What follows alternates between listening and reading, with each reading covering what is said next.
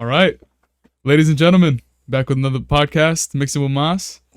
Got my boy Antonio Bartalini. How you doing, sir? We gotta do elbow. Yes, I'm sorry. It's COVID. Don't forget COVID. Where's your hat? Your Oh, you want the hat? Yeah, let me see. Okay, I'm gonna go off script here. Yeah, no, don't worry. There really is no script. Doing it live. There you go. Just don't knock anything over. I'll really kill you. I don't think any of you people, any of your fans, know like old talk show hosts like Bill O'Reilly. I mean, you look That like was one of them something right he now. said. Did you What? say I look like? He said, "Fuck it, we'll do it live." There you go. I like your mustache, man. No, thank you. Yeah. I try. So what kind of line of work are you in right now? Right now I am working as a mariner on a ship. What is a mariner is marine? No. No, not a marine. Maritime, I meant. Just water, right? Yeah, just water. So, What does that entail, basically? well, all your stuff that you get comes from ships. Everything. Whether it's the gas in your car or your iPhone or your beautiful mics. Mm-hmm. They all come overseas from like China, Malaysia, Taiwan, whatever. So people need to do that. And the people that do it, like on the civilian side, they're called mariners. Okay, yeah, that makes sense. Yeah, so you have sailors, which are like your military, Mhm. and then mariners are everyone else. So you have background with, is it marine life? What do you call it? Mariner? What? What is Merchant that? Marine. Merchant Marines. Okay, I Yeah. got it. So a while ago, you were in the Navy, right? I was in the Navy in college. Got it. And now, how did that transfer over to this? Or what made you want to work in this field? Is it like a particular job that you're doing right now? Well, right now I'm doing like a nonprofit. I'm Mhm. doing working on a spill response ship. Spill response? Yeah, Like so- oil? Yeah, exactly. Wow. So what's it like day to day?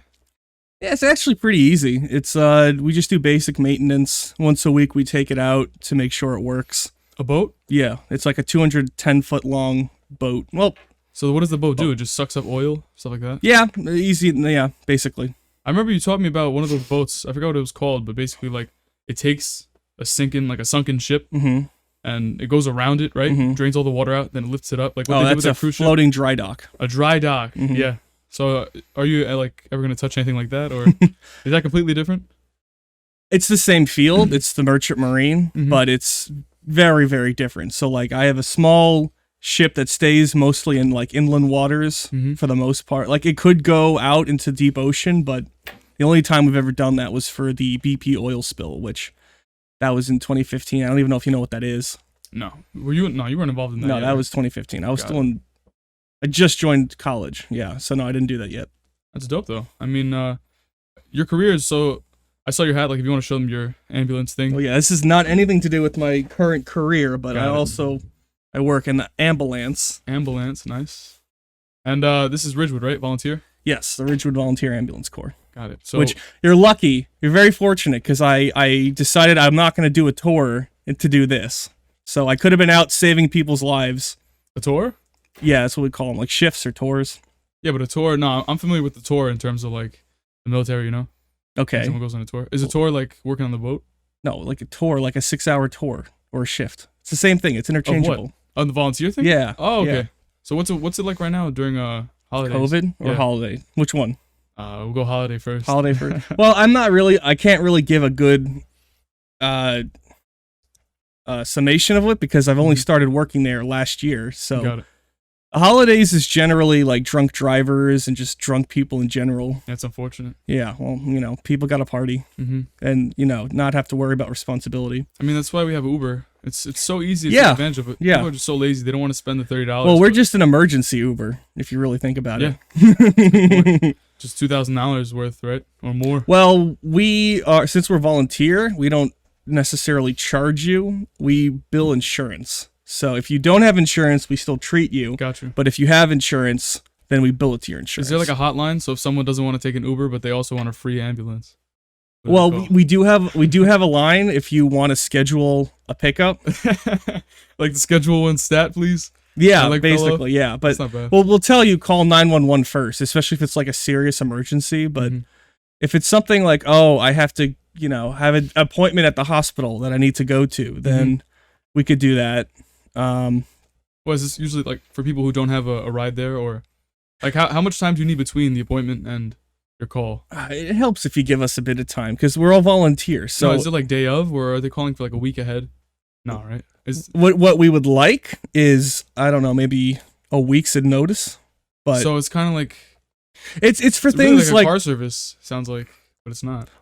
no, yeah, all right, we're getting a little It confusing here. sounds like a limo. So some patients are not ambulatory, meaning they cannot walk, and they Okay. need assistance to go places. So Okay. if let's say you're a paraplegic and no one can give you a ride to the hospital, Yeah. you could call us and we could give you this ride to the hospital. Isn't that part of like healthcare stuff like that? Well, if you Isn't don't there- have health care? I was gonna say, I'm pretty sure there's like a system for that, right? If you need to be Yeah, driven in. I forget yeah. the name of it. I learned Yeah. it in government a couple Yeah, years well, ago. guess what? The government sometimes fails you. So, Most of the time does. yeah. This is But true. or another thing we could do is, you say, "Oh, Granny is, fell and has headaches, and we were wondering if you could take her to the hospital. If she's stable, like she's not bleeding out or passing out, then we'll try to get like a crew together and get there as soon as possible, because that's something I did once. One of our members' relatives had an issue with something. They fell in the morning, and in like 2 or 3 hours, we had a crew together and we got her to the hospital. It's pretty nice. But like I said, we almost everyone in our group either works full time outside or is retired. Gotcha. So, if we're all working, we can't really do anything. How is it like the workflow when you guys are volunteering together? It's like a good group. You guys pretty close? I've never had a bad crew. I've always enjoyed the people that I work with. That's good. Yeah, It might reflect something about you, right? I think I'm fairly No, you easy are to definitely get easy to work with. Yeah. I mean, as long as you're you know not what like some shithead kid that's just trying to be an asshole. No, that's true. Yeah. Like, you ever play games? I'm gonna go like talk about our friends here, but like, you ever tried to play with Don't use a name. Just describe the person. All right, then never mind. Just say it. Just say cut it. this out. Just say it. No, don't worry. You could say it. Just like don't say the name. Yeah, I'm not gonna. Then you'll know. So I can't do No, it. just say it. Just say it. There's some people that I play games with that were Boy Scouts before, Guys, and they're not now. We should give some background. I know Antonio Bartalini from Troop 45, right? Mm-hmm. You're an Eagle Scout before I was. You were my SPL, Senior Yes. Patrol Leader, Yes. at one point. Thanks for dating me. What do you mean? That means I'm only like a couple years older than you. Yes, it's true. But I learned a lot about leadership from you. Mm-hmm. You know, that was dope. Going to camp with you. Remember your ghillie suit? We'd have these camp-wide I games. still have it. For those that don't know what a ghillie suit is, if you've ever played Call of Duty Modern Warfare, the OG one, not the new one, there's that sniper mission where you're like hiding in the tall grass and you're wearing like that green suit. That's what a ghillie suit is. So you just look like a big fucking bush or a Christmas tree. My family thinks I look like a Christmas tree when I wear it. So How often do you wear this thing? I would never find I mean, it. I haven't worn it since college, but when I used to do airsofting, and that's why I bought it. Which, again, for those that don't know, airsofting is like paintball, but like with little, pellets, it's like BBs, little right? plastic BBs. Yeah. Oh, they're not metal BBs? No, that would Yeah. hurt. I mean, they do make metal BBs, but that's more for like small game hunting or target shooting. Yeah, but those suck because they're round. So Yeah, a gust of wind, exactly. it's gonna go up. So that's why some of them, it's like called a pellet gun. It's a BB gun, but it's the same idea. It's except they're like conical shaped almost, and that's better aerodynamics. That's why I don't like airsoft. Not airsoft, but reball. Have you done that? Oh, like yeah, paintball? you did the one in the city. Yeah. The near- and yeah. LIC, I've done it in a bunch of places. I don't like When I used to go there, and when I went there, they still did paintball. And then the last time I went there was when they switched to reball. Reball hurts, man. It's the bounce. 'Cause No. a paintball splatters, bro. It's simple physics. Yeah. Dude, paintballs don't always splatter; they bounce. No, I know got they bounce, shot in the but gooch a once. reball can literally not splatter unless it breaks. Like you know. Yeah, about but the it's a foam ball. action and reaction. It takes more force to bounce off. I'm sure you know this, right? Yes, I'm Science very well guy. aware of this. There you An go. engineering guy. This is true. Well, yeah. Speaking of engineering, let's see your bracelet. What? It's got every little rig in the book. Yeah, it's a Leatherman tread that I bought before I went to college. Just the camera. Well, I don't even know how you're gonna see it. It's like a bunch of It's like a tools. chain. Yeah, so it's like. You want to say it to the mic though? Yeah, sorry, I got it. This is okay. Yeah, so you got different tools on it, and I got like screwdrivers and Allen keys and an oxygen wrench for those of you that scuba dive and stuff like that. Which yeah, those of you guys in my audience who scuba dive. I don't know who your audience is. I don't know. Maybe you get like 60-year-old boomers. I don't know. I wish that'd be dope. What do you get? You just get like. Usually, my demographic is around my age, mostly males and they're 18 to 20s, females 18 to 24. I don't know. Yep, I get these analytics. Yeah, the few podcasts you have out that I listen to, they're all talking about college, and I'm like, ugh, I don't want to talk about college. I know, yeah, you want to get past that. No, that's why I like having older crowds because I'm gonna have Kim. It's gonna be a good one, right? I like you want to have some old timers, but like obviously she has a lot of experience to share, a lot of knowledge, stuff like that. I mean, imagine if I could have Fred. I mean, there's this guy like God, some of the greatest. You wouldn't have to say anything. I know. You just talk. You just hey, tell him about that. Tell him about the guy that you threatened. Yeah. Oh yeah. All right. So, I mean, this guy, right, with his mustache. He has a lovely mustache. I gotta say. I miss your sailor beard though. Yeah. I have a picture of it. I saved the picture before I got a haircut. You can't rock it anymore, right? Because of the mask. Yeah. So they don't allow it, or they just don't advise? Well, actually, originally I had a cut for my ship because I'm part of the fire crew on the ship, and you have to don the SCBAs, which is the oxygen tank and the gas mask. So if you have facial hair, it doesn't make a good seal around the mask. So I had to cut it off for that. They let you have a mustache, and that's it. So that was mandated, though. Yeah, my captain told me, you have to shave because of that. So. Not bad. And then COVID happened because I got this job in April, so COVID was also going on then. And the same week that I had to shave for work, I was also told by the Volunteer Ambulance Corps, we're going full N95s to every call, so you have to be clean shaven for the seal on the N95 as well. What's N95? The mask? That's the mask, yeah. Okay. So this means like every call you were going on was... Oh, yeah. Not bad. So how often, like when you're volunteering, do you get calls like all throughout the day? Is it really just like a shift that doesn't end? Or is it... Well, I mean, you're on your toes, right? So it's kind of fun. It's an activity. Yeah. It's all very... very subjective, If you do like a morning shift, you're going to get less calls. If you do like an afternoon shift, like from noon to 6 p.m., you're not going to get that many calls. It's when you do the night, because again, you have to think about where we work. My ambulance corps, our area of operations is Maspeth, Middle Village, Glendale, Elmhurst, Ridgewood, Wyckoff, this whole area, which has... So a little bit of Brooklyn? Yeah, if you're part of EMS, our system is Brooklyn North and Queens West. Gotcha. So we right do metropolitan. Yeah, basically, yeah. So it's a good mix of people. There's some lower class areas, some middle class areas, and there's like a lot of different demographics, a lot of diversity. So you get most of our calls are going to be like drunks and some fights, some gunshots, a lot of motor vehicle accidents because we're the Jackie Robinson Parkway cuts through our area. So we get, I would say, at least one call a shift. We're going to hear about a motor vehicle accident on the Jackie Robinson that we could go to if we wanted to. Because again, since we're volunteer, we don't have to respond to calls. We can choose whether or not we want to do it. Really?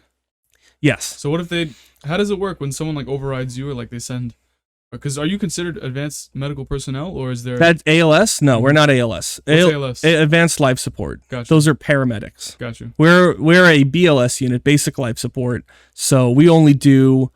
we could do like oxygen therapy. We could do trauma. We could do... So if they send the dispatch and they send, like, you guys are the ones in the field, are they going to send someone else from their unit? Oh, yeah. To make sure you're doing it right? Yeah, exactly. It depends. Like if it's a call for like some kind of cardiac issue, like if it's a heart attack or a seizure or a stroke, they're going to probably also send ALS, So we're probably going to show up first because there's more BLS units in New York City than there are ALS units. So gotcha. I would say, the BLS will arrive, 5 minutes into the call, and they'll do like patient stabilization. They'll take vitals. They'll get the patient history, what medications they're on, if they're allergic to anything. They'll get the background history going. And they'll do all that they can, and then the paramedics will show up, and they have like an EKG machine, which is like you put a bunch of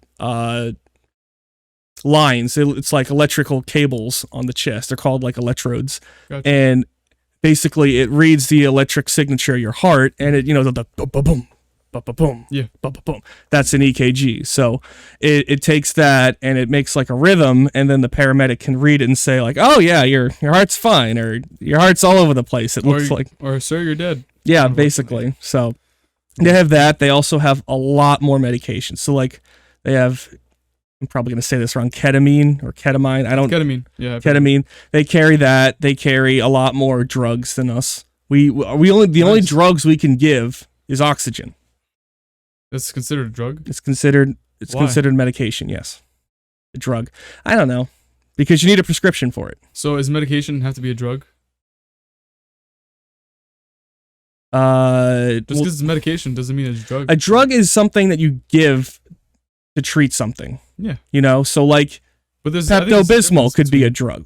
You got to think about, like, I'm talking like the legal definition of drug. Okay. You're thinking like the street definition of a drug. No, you know? I know what you're saying. I'm just trying to find like the in-between because like, no, that makes sense though. It's pretty confusing. Yeah. So like when you guys get called out on like to respond to stuff like this, are you ever driving or? I am the driver. Got it. I drive. I'm not yet an EMT. I actually just took my EMT class, and I'm waiting for the test, which is going to be on the 16th. Red Heart? I'm at Red Cross, Purple Heart. What is it? Purple? Isn't it Purple Heart? That's the award for getting wounded. No, it's the Medal of Honor. Right? It's Red Cross is what you're thinking, and no, that's it's Red Cross. American Heart Association. American Heart. They that's CPR. Gotcha. They do CPR. No. Purple Heart. I did it through a company called RTI, Response Training International. Did you have to pay for it? No, because I'm part of a volunteer organization and I've been working with them for a year. They paid for. Oh, I had to sneeze. Bless you. It'll come back. Yeah, it will. It will. Especially because you have a mustache, it's gonna like tingle. Yeah. As you're saying. RTI. So they do. What's that? That's the company that I took the EMT class with. Okay. So for New York City, we're one of like 7 states that we don't have like a national EMT program. So 43 states in the United States, if you take an EMT class and pass, you get what's called a National Register EMT card, an NREMT. So you can work in any of those 43 states. You have the training qualifications for it. New York is one of like 7 states that you need to take the specific EMT class for that state in order to be an EMT. So does yours apply to the other states or no? No, I had to take their test as well. So it's basically the same exact training. It's just you have to take 2 separate tests. It's more regulated. Yeah. That's basically how everything works in New York. Yeah. So like the New York test is only like $30, but the national one is like 70 or something. So what is the test? Well, actually, how'd you prepare for it? And then I want you to walk me through the test. Prepare for what? The class or the test? The test. I mean, the classes walk you through it, right? Yeah, so the class, it covers everything about EMS, emergency medical services. Gotcha. So it goes over the different levels that you have, like cops and firefighters they're considered first responders. They're called EMRs or CFRs, emergency medical responders or certified first responders. Gotcha. So basically, they could do some trauma, like they learn how to use tourniquets, how to use a backboard. Isn't that? I thought they ended that. Tourniquets? Thing, yeah. No, actually. When I was working for the city, they were like, no one in the city's jurisdiction uses tourniquets anymore. That's the stupidest thing I've ever heard. Really? Absolutely not. Yeah. So the thing for that was they were worried about losing a limb if you cut off circulation long enough. Exactly, yeah. The thing that dies, the first thing that dies in the human body from lack of blood takes 5 hours for it to happen. Gotcha. So it's unrealistic. Yeah, if you can't take it, if you for whatever reason cannot have the tourniquet taken off within 5 hours, there's like something serious going on, like 9/11 level of serious. You know, that's true. So because like like anywhere in New York City, you're within like 15 minutes of a hospital. So ideally, you're gonna have the tourniquet put on you if they notice like the heavy bleeding, and then you get in the ambulance, you get to the hospital. We'll say that takes 30 minutes. And then at the hospital, they're going to immediately wheel you into like the operating room, because if it's so serious that you need a tourniquet, then you need immediate surgery. And then the surgery happens, they're going to take the tourniquet off. So, yeah. Is this the kind of field you want to move into? Do you want to be like absolutely not. No? Unfortunately, the people that save lives in New York City get paid the least amount of money. They're literally minimum wage. Like, well, your mother works in a hospital, right? She's a doctor, though. Oh, so she... I don't want to say the wrong profession, but I'm pretty sure. Wait, I don't know what kind of doctor she is. She is a DO, a doctor of osteopathic medicine, and her specialty is physiatry, which is, as far as I can understand, it's like the study of like bone issues. So she does like a lot of old people that have like osteoporosis, osteoarthritis, which is relating to issues of the bone. Gotcha. So I also like I've seen her when I was younger. I used to watch her like treat patients because she used to do like in-house calls. Really? Yeah. And you'd come with her, or they would come to you? No, they would come here, and she did like a lot of nuns. Oh wow. Yeah. So we get a lot of cookies from very happy nuns. A lot of rosaries, a couple prayers. Oh yeah. Did they wipe any blood on the overpass? What? No. Any lamb's blood? What? No, that's Jewish, dude. What? No, that was like the overpass. I mean, the lamb's. Yeah, that was for the Jews that were in Israel, or the. Maybe Jews is not the right word. At that point, they'd still be Hebrews. Wasn't like Israelites or like? Yeah. Because they were. I have it confused. No, I'm pretty sure it was also like the lamb's blood over the door was for the when Moses did the plagues. The plagues. Yeah. So the blood over the door was to show that this is a house of God or something. Exactly. And the spirit would pass over it and kill someone else. Very strange, right? You know what? It's a fun read. I don't know. Well, they can be fun. There's a lot of really annoying dialogue choices. Otherwise, it'd be a good read. There's a lot of wisdom in there, though. But talking about your career, I mean, like volunteering right now, what's the most stimulating part? It's not my career because I'm volunteering. Yeah, exactly. Just my hobby. So, what's the most stimulating part about this hobby that you have? Stimulating? Yeah. I mean, you never know what you're gonna get. You know, like my last tour was actually pretty busy. I had 4 calls in 6 hours, which is probably the busiest I've ever done. How long does it take to? Because I mean, like you respond to a call in what 5 minutes? It varies. How fast do you respond? It heavily varies on like the circumstances, you know, because we have a big area, so I could be parked in front of Maria Hernandez Park in Ridgewood, and we get a call for something that's happening in Maspeth, and that'll take us. Even with lights and sirens, it could still take us like 10, 15 minutes to get there. So response times could be, it's up the block. We're just going to drive, a minute, or it could be 15. And then also, another thing was one of the calls I did was, yeah, sure. One of the calls that I did was a motor vehicle accident where the guy smacked his head on his steering wheel. And we showed up at the scene where we heard the call was at, and we drove around 3 or 4 times. We could not find the car because the guy never got out of his car, and he never alerted us that he was here. He was literally parked in a corner, like in an intersection on the corner. Yeah, and he saw us pass him several times. He didn't flag us down. He didn't make any motion. He didn't even have his hazards on. So he didn't know it was him. So we actually ended up treating another patient that was in the area that we just so happened to be near, and then we came back around and ran into him because the cops figured it out. You guys are like kick-ass, like the local superheroes, right? No, don't even start with that. No, we're not superheroes. That's pretty cool. I mean, like in your spare time, if you're saving people's lives or just attempting to, yeah, we just help. That's pretty good. That's dope. I mean, that must be fun because like there's no bad conscience that comes with it unless like obviously you see trauma, so there's like certain things that you don't want to carry with you after that. Because I mean, like there's definitely some experiences that I don't know. You just got to learn that. You can't save them all. You can't just let it get to you. You can't take anything personally. You could doubt yourself and be like, well, did I do everything I could? Did I catch, what's going on? Because again, you have to remember, we're not a hospital. We're not stocked with every imaginable scan and diagnostic tool under the sun. So we have like the most advanced thing on our ambulance is probably going to be a pulse ox. What is that? That is like the little finger thing that goes over and it takes your heartbeat and it tells like your oxygen saturation little level. Clip? Yeah, it's like I just did that before. Yeah. When I was getting my my vitals, right? Yeah, it takes your pulse, heart rate? Yeah, your heart rate. Cholesterol or no? No, not cholesterol. No, it's your resting heart rate, right? Your O2 saturation. Gotcha. So there's that little percentage number that, it's you want it to be between like 95 and 100.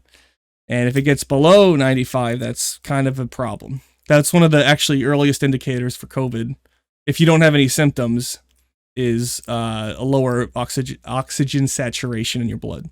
The more you know. Yeah. I didn't know that. So I think mine was, I saw 57 on the top number. And the bottom one, I don't know what that was, but like. Wait, what do you mean? Like it was 57 over something? It was 57 over something, yeah. Oh, that's blood pressure then. That was my blood pressure. Was it a cuff? Or I had both on. Okay, because the cuff is blood pressure. The little thing that goes over your finger is heart rate. Yeah. I don't know which one was measuring which one. Yeah, but, like, the there was a monitor the that cuff was is moving. measuring the whatever number over whatever number, and that's your systolic blood pressure over your diastolic. So Is that good? Like a 57? Like, is the bottom number double the top number? Like, what does that mean? the bottom Blank number over should blank. be less than the top number. The top Oh, of number, course. because the top number is your blood pressure when your heart's sending blood out into your body, Mm-hmm. and the second number is like the return blood pressure, if Gotcha. that makes sense. So there's Yeah. because your heart beats once, ba-bum, ba-bum. The first one is sending blood out your body, like all over through your arteries. The second beat is sucking the blood through the veins back into the heart. So the first one has to be stronger than the second one.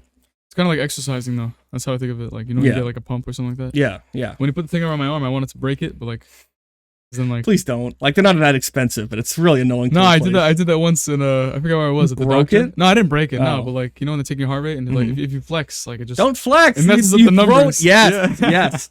But you got 56. That's pretty bad. 57. 50. That's pretty bad. I don't know what I saw. Was it the top or the bottom? Well, Top. both are bad. What is 57? I don't even know what that means. Well, I'm gonna hope that was your diastolic. yeah, And I that was hope the too. bottom number, because the bottom number you want it to be like in the 80s. I couldn't really see it. I was sitting in this chair and like, Wait, you're an athlete, right? sure. I exercise. I don't know All what right. means of an athlete. Well, if you do like a lot of cardio, Mm. then your heart rate is going to be more efficient. So your pulse is going to be down. Mhm. You'll have less of a pulse. You'll have less of a blood pressure, because your body is so used to like getting it up to work out that when Mhm. you're not working out, it gets lower. The resting heart rate is almost, yeah. I know, Yeah. I've heard of this one guy who's a triathlete, Mm-hmm. and he would go to bed, and at night his resting heart rate was so low Mm-hmm. that it almost stopped beating. Have you heard of that? No, He'd have never to heard get of up that. and do like a 20-minute cardio session on his No, on his Peloton in his that room. that doesn't sound healthy. That sounds like he had like some kind of genetic problem. It might be, but I mean, his lifestyle Mhm. definitely conduces. Is that a word? Sure. Conductive. I could Conductive say. of whatever that's going on. I mean, Mhm. it's just making it worse, but that's like a good problem to have. He's so healthy. This guy runs like 20 miles a day. Yeah, I mean, you could say you're too healthy. That's a thing too, you know, Mhm. like. He's also a performance athlete. But that's I more. mean, It's more of like a mental thing. Yeah. If you're too healthy than anything else, you know, like if you have no body fat at all, that can be just as much of an issue. Mhm. You know, but Did you see that guy, the marathon runner who hit like sub 4 recently? no, I Sub didn't. 4 hours. It was like Really? the craziest. Yeah, New York City. Yeah. I thought you meant like I thought you were gonna say a sub 4 minute mile, and I was like, that's not that impressive. No, I mean this guy. He runs 26 miles. Each mile is around Mhm. like 4 minutes and 27 seconds. something like That is impressive. That is Crazy. yeah. that. Does that make sense? 26 times 4. What's 26 times 5? I'm not good at Why math. don't you do 25 times 4 and then add 5 to it? So that's 100. We did 24 times 5. Yeah, so that's 125 plus 5 or 6. So I don't do math. 130-ish. I don't even know what we're doing math for. I was trying to like calculate because it wouldn't make sense if he did a 26-mile marathon. Like, right, each because the minute- okay, I see. each what you mile mean. has to be a certain Yeah, amount of yeah, time. I see. Okay, so But he averages like. But you said it was a 4 4-minute, so it would be. It's not sub 4. He had a sub 4 hour. Oh. His overall time was below 4 hours, but each mile. Yeah. I'm So pretty sure he yeah, that runs- would be a little bit higher than a sub 4. Yeah, it's like 420, 427. Yeah. So that did Crazy. yeah, that did make sense. I can't even run a sub 6. I could barely run a sub 7. When I sometimes. did- No, I could run like a 6:15. When I was in That's what high did. school, I did cross country and I did sub 5 once. For one meet, I did a sub 5. I remember that, Bart. No, you didn't. But yeah, it was push up Bart, pull up Bart. That's when you were walking around in the with your. I mean, like every time I saw you, either had what's it called? You were wearing your boots. I'm talking about like meetings and stuff, like scout meetings, or whether we were camping or not. This is when you were like, you were doing pull ups in the cabins. You remember that? You're showing off. You're like, look how many pull ups I can do.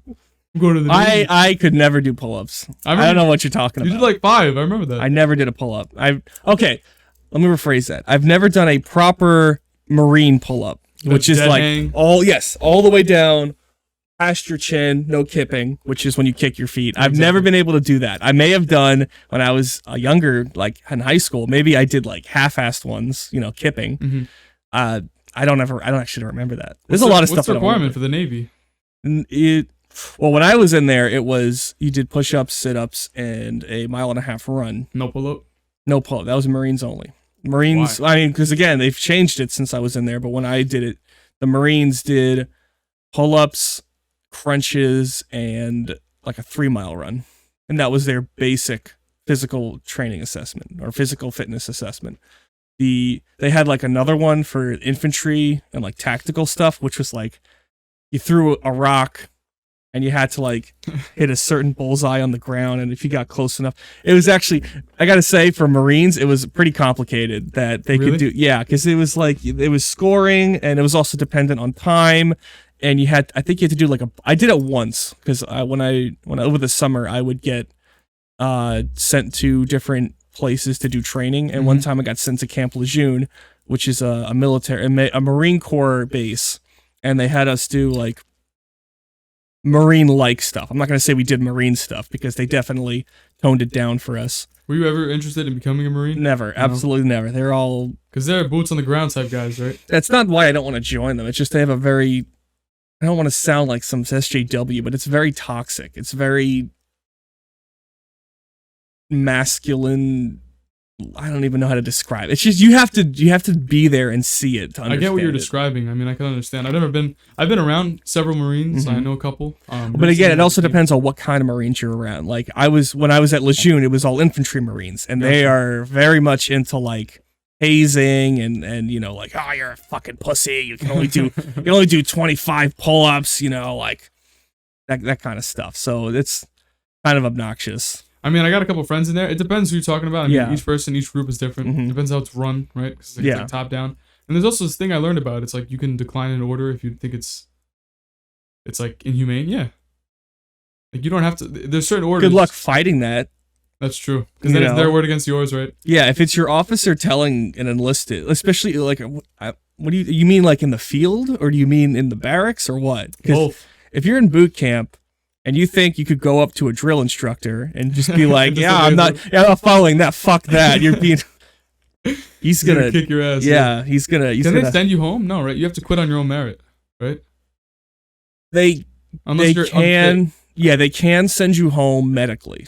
Exactly. You know, like an honorable discharge, but if it wouldn't even be honorable discharge because you have to be in the Navy first or in the Marines. Well, you're in the military once you reach boot camp because your rank is recruit, so you're an E1.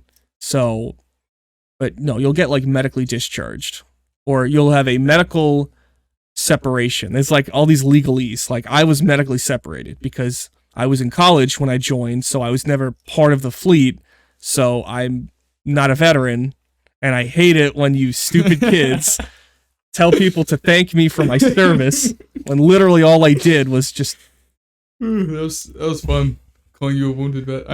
You still do it. You still do it. It sounds so insensitive, but I mean, like, given the context, it was pretty funny. Like, and then you go up to actual vets, like no, I wouldn't do that. I wouldn't. No, like Pat's dad. Okay, English. Yeah, gotcha. His dad is an actual submarine veteran. He actually did like spook stuff that he can't talk about. No, he talks about it. He doesn't tell you the spook stuff. He tells you the fun stuff. That's true.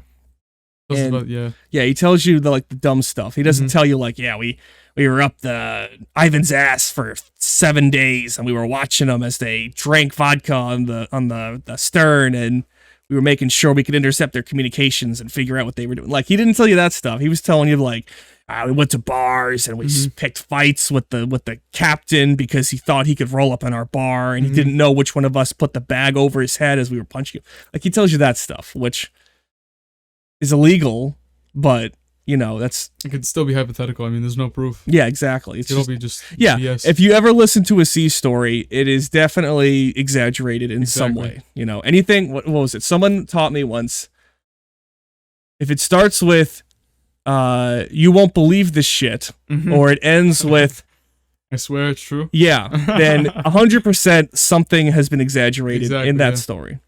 I've heard that a lot because usually most time they come back, or like especially someone reminiscing about it. Because most times you talk to a veteran, it's either like they don't talk about their experience, or they talk about it a lot. I'm talking about in terms of combat. It all depends on people. Some people love romanticizing the combat, acting like there's definitely a lot of people. Now you're getting loud.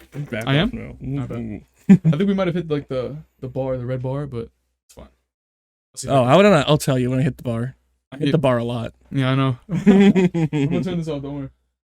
I bet. Oh, but now I can't tell you if you hit the red bar. Yeah, because you're just gonna be staring at it. I want you to look at me. Well, maybe that's cuter than you. You ever think about that? No. I'm not into beards. It's not accurate. I'm the cutest person in this room. Look at this. I got this in Aruba. It was made from motorcycle parts. in Brazil. It's nice, right? Is that a sax? No, that's You went for trombone. Aruba. I'm an idiot. Where's Aruba? It's the Caribbean, right? Yeah, it's by DR So- Venezuela. So this is someone's trash from Brazil that they fashioned into a figure Mhm. that they then brought to Aruba to sell to tourists. To bring Okay. back to America. Okay, It's nice, right? this looks pretty clean to be trash. I got this like 6 months ago. I mean, I could see some stuff I recognize. Like, there's lots of Yeah, I mean nuts and bolts. a screw here. It's actually a set screw. Oh wow. Yeah, and It's a then set this screw. is then this is dude. This is like the thing you put on your desk. Yeah, It's like a top hat. Not a top hat. It's a it's symbol. to make it level. This is what makes your desk level. This Yeah, isn't yeah. a motorcycle part. Some of it is. Yeah, some of it might be. Like, I don't even know what this is. I mean, that's what the guy said, so I just like took his word. You believed? I mean, I'm not gonna combat this guy on his word about a toy. Dude, they'll do anything to sell money for $1. That's true. Or sell money for $1. Not that one was like $20, $10. Not What? bad. Okay. You know what it is? I really admire the He bought it. craftsmanship. He bought it for 20, whatever the local currency is, and that's like $100 or whatever. So Yeah, I mean they're doing it right. Like it's for countries like that, like Aruba or I Italy. could get there. Plane. Ooh. I wouldn't fly right now. Why? I don't know. There's a global pandemic. Yeah, but we went to. I live in Queens. Okay, Queens, New York is one of the highest zones of Mhm. sickness. So I'm leaving a hot zone. Pretty sure it's. Wouldn't that be logical? Yes, but you're leaving the hot zone in a heavily congested area where other people, which could potentially be sick in the area that has the highest level of infection is. All right? Like going to an airport, going to like a sea terminal, going in the subway, like Yeah, I know it's all the same. But you can't really escape it. I mean, if we get locked down again, Are you gonna practice lockdown? And stay inside all day? well, I'm an essential worker, so I can't lock down. Wait, so you work in Jersey, right? Yes. How far is that? You just go like Verrazano, Well, I try to go the way that's take the tunnel. no tolls, so I take the tunnel. Got you. And how long is the commute? Well, I don't live in New Jersey anymore. I don't live in New York anymore. I live in New Jersey. No, but I'm So I'm saying. here for the holidays. Got you. To work from my apartment to the ship, it's like 30-ish minutes. And how about when you want to get back here for a volunteer? It's about an hour. Yeah, so dedicated to helping. So it's just weekends, Saturday, Maybe. Sunday. Yeah, if I get a tour, like if I don't get any tours, Mm-hmm. then I'm not going to come back home. Come back to my parents. No, I got you. No, it is home. No, you don't consider it home. Where you grew up. Yeah, it's where I grew up. It's my parents' house. It's not mine anymore. It's true. You know, It's true. which I wouldn't call my apartment my home either. It's just an apartment. But So then, where's home for you? In the sea? Is there a sailor? Got the mustache. I mean, you got everything. I like. The I don't have the mustache. beard anymore. I'm so That's true. disappointed about the beard. I like the beard. Now I'm on top. I'm basically the alpha in the room now. Oh, Yeah, is that that's how right. that works? Exactly. Okay. Whoever has the longer chin hair. Dude, I had a beard that was almost like 3-4 inches, and I shaved it. I'm having like postpartum. Yeah, I depression. have an issue though where, and you probably have it too, because I could see it a bit. Your hair starts to curl the longer it gets. Yeah. Yeah, that's my issue too. No, So you there just was a trim point. the sides. Trim the sides because you see us like poking out. Yeah, I would trim. Yeah, I'd Yeah. trim the sides. I wouldn't do a neck beard because that's gay. Exactly. That's not gay. That's just obnoxious. And then I would, I meant exactly as if in, I just it's- look like I don't like the neck from your beard 'cause it's nose really uncomfortable. down, you look very Arabic. I mean, I did 23andMe. Yeah. And- So what do you do? Because my mom actually just got Ancestry, and she's heavily debating whether or not to do it because she knows what's going to happen when she takes it, and she finds out that she's like a significant part African. She knows what I'm going to do. So What? I'm like, my brother, we get an N-word pass now. Oh God. You should ask the public about that. I'm not. They'd have a word to say with you. Well, it's a good thing I don't have any social media, so I can't get canceled. This is true. Yeah. Isn't it funny how people like this kid sold an N-word pass to his fellow That's students? funny. That is genius. That's funny. Talk about a system because it doesn't exist. He is an entrepreneur. Exactly, bro. Because like it just, I mean, at the same time, it's pretty ridiculous. But like when you're talking about the word, it just means different. And It he has- got it means suspended for it, didn't he? Because he was in He got school. expelled, He I did this think. in school. Yeah. Expelled? He made over $1,000. Was so, I he- mean, he cashed out. He was like 5th grade. Was he? Is it African American, black? Yeah, yeah. What do you say now? I don't even know what to say. I don't know. You don't know either? No, I just. All right. What was the other one? People of color. I heard that. He was I heard POC. that's more offensive. What, POC? Calling someone a person of color. Ugh. I mean, to me, really, I don't really. It's just uncomfortable to use, you know. It's like I'm just annoyed because I feel like it's like you want to be respectful about it, Mhm. but you don't know what way is going to be interpreted disrespectfully. So it's like, you know what? I don't even want to speak anymore. There's just also things that after a point gets a little absurd, you know, like when people like, just an example, like women, some people, some feminists like to take the A out of woman and like replace it with an X or a Y or something because you're getting the man out of woman, you know, because WOMAN. WOMYN. Yeah. Got it. Which is, I just think that's absolutely absurd, you know, like the etymology, which is the history of the word, it never came from man. Man and woman are two completely separate roots that arrived at the point that we're at today. What do you mean? I don't talking about like phonetics, like the word itself. And no, like the history of the word, because no word has survived the same like pronunciation and meaning throughout all of time. Mm-hmm. You know, so like that's true. Like God, you know, Yahweh is the only word I can think of off the top of my head, but he's had tons. Yeah, he's had There's tons. a million, and Allah. It's not, but you're thinking more languages, modern languages. That's all their different versions. I'm talking true. Like, we'll go with Italian. You know, like it used to be Roman or Latin, right? Mm-hmm. And that was, I don't even know. My mom and Daniela would know. My sister would know, but I don't. But like, you know, it wasn't always God. It wasn't always Dio. It was something else. You know, so the original English word for woman did not stem from the modern word for man. You know what I mean? Because they're trying to say like the subject of the word is still based around men.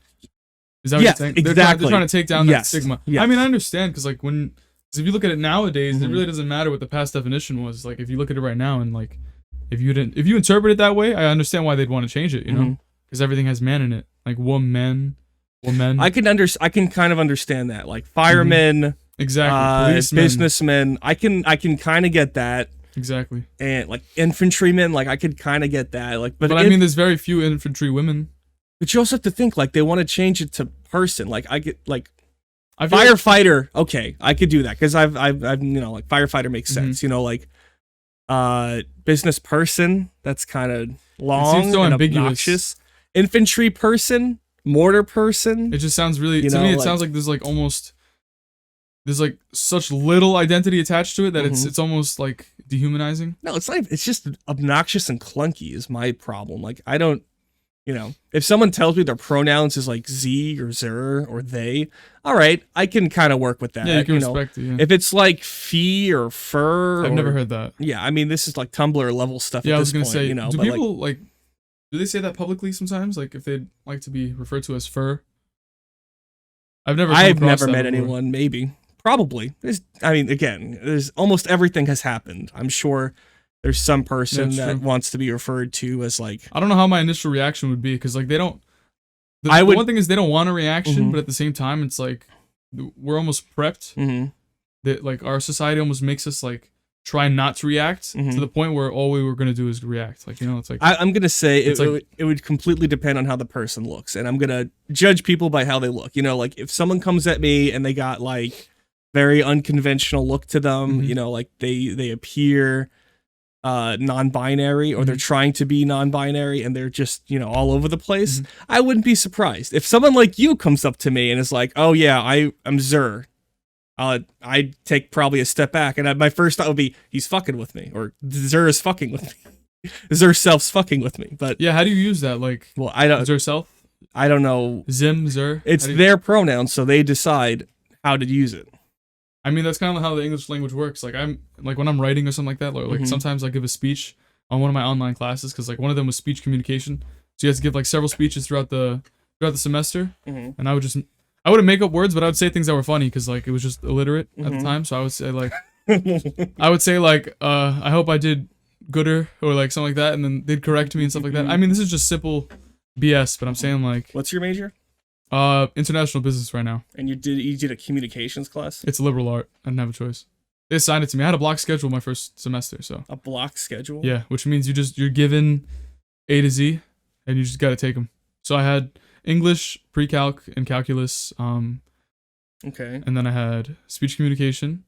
I had freshman year orientation. Mm-hmm. And then I had ecology lab, recitation, and lecture. Mm-hmm. And then I had, I think that's it. Yeah, that's it. Like 5 classes, 6 classes. I mean, I can't really give a good idea of college life because my college was incredibly unconventional. I went to SUNY Maritime, which is probably one of the only conservative colleges in New York City, I would imagine. No shot. What else? I personally don't know any other. You know, like 90% of New York is conservative. Like New if you York look at City. I said New York City colleges. Did you say city? I said New York City My colleges. bad. I didn't hear it then. I just wasn't paying attention. I know you weren't paying attention. You just want to talk. No, I was thinking of Maritime, SUNY Maritime, because I know it's in the Bronx. Yes, SUNY is in state, Bronx, right? but yeah, it's in the Bronx. It's in the South Bronx. It's underneath the Frog's Neck Bridge. So with the bridge trolls. And I heard it's like a big frat. It's like, right? Well, frat in what way? Like parties? No. Just lots of very depressed alcoholics. Yeah, I was going to say very rambunctious men. We're functional alcoholic. I'll tell you, it's a drinking school with a boating problem. That's the one thing I've realized, and I've heard a lot about, like, especially the military or when it comes to unions, that because weed and other drugs are, like, so shunned. Oh, yeah. That drinking is just, like, alcohol is abused. My first, the SUNY Maritime, so when I was in the Navy, we had our Navy obligations, and then we had my college obligations. Because to be a merchant mariner, I had to do a program in my college. So I did 3 things. I got my major, I got my certification to be a merchant mariner, and I tried to get my commission in the U.S. Navy. So I had lots of things I had to do. And one of the obligations was the Navy required summer training, and the license program to be a merchant mariner required summer training. So half my summer was on a training ship with the school, and the other half of my summer was with the Navy doing Navy stuff. That's a fun summer.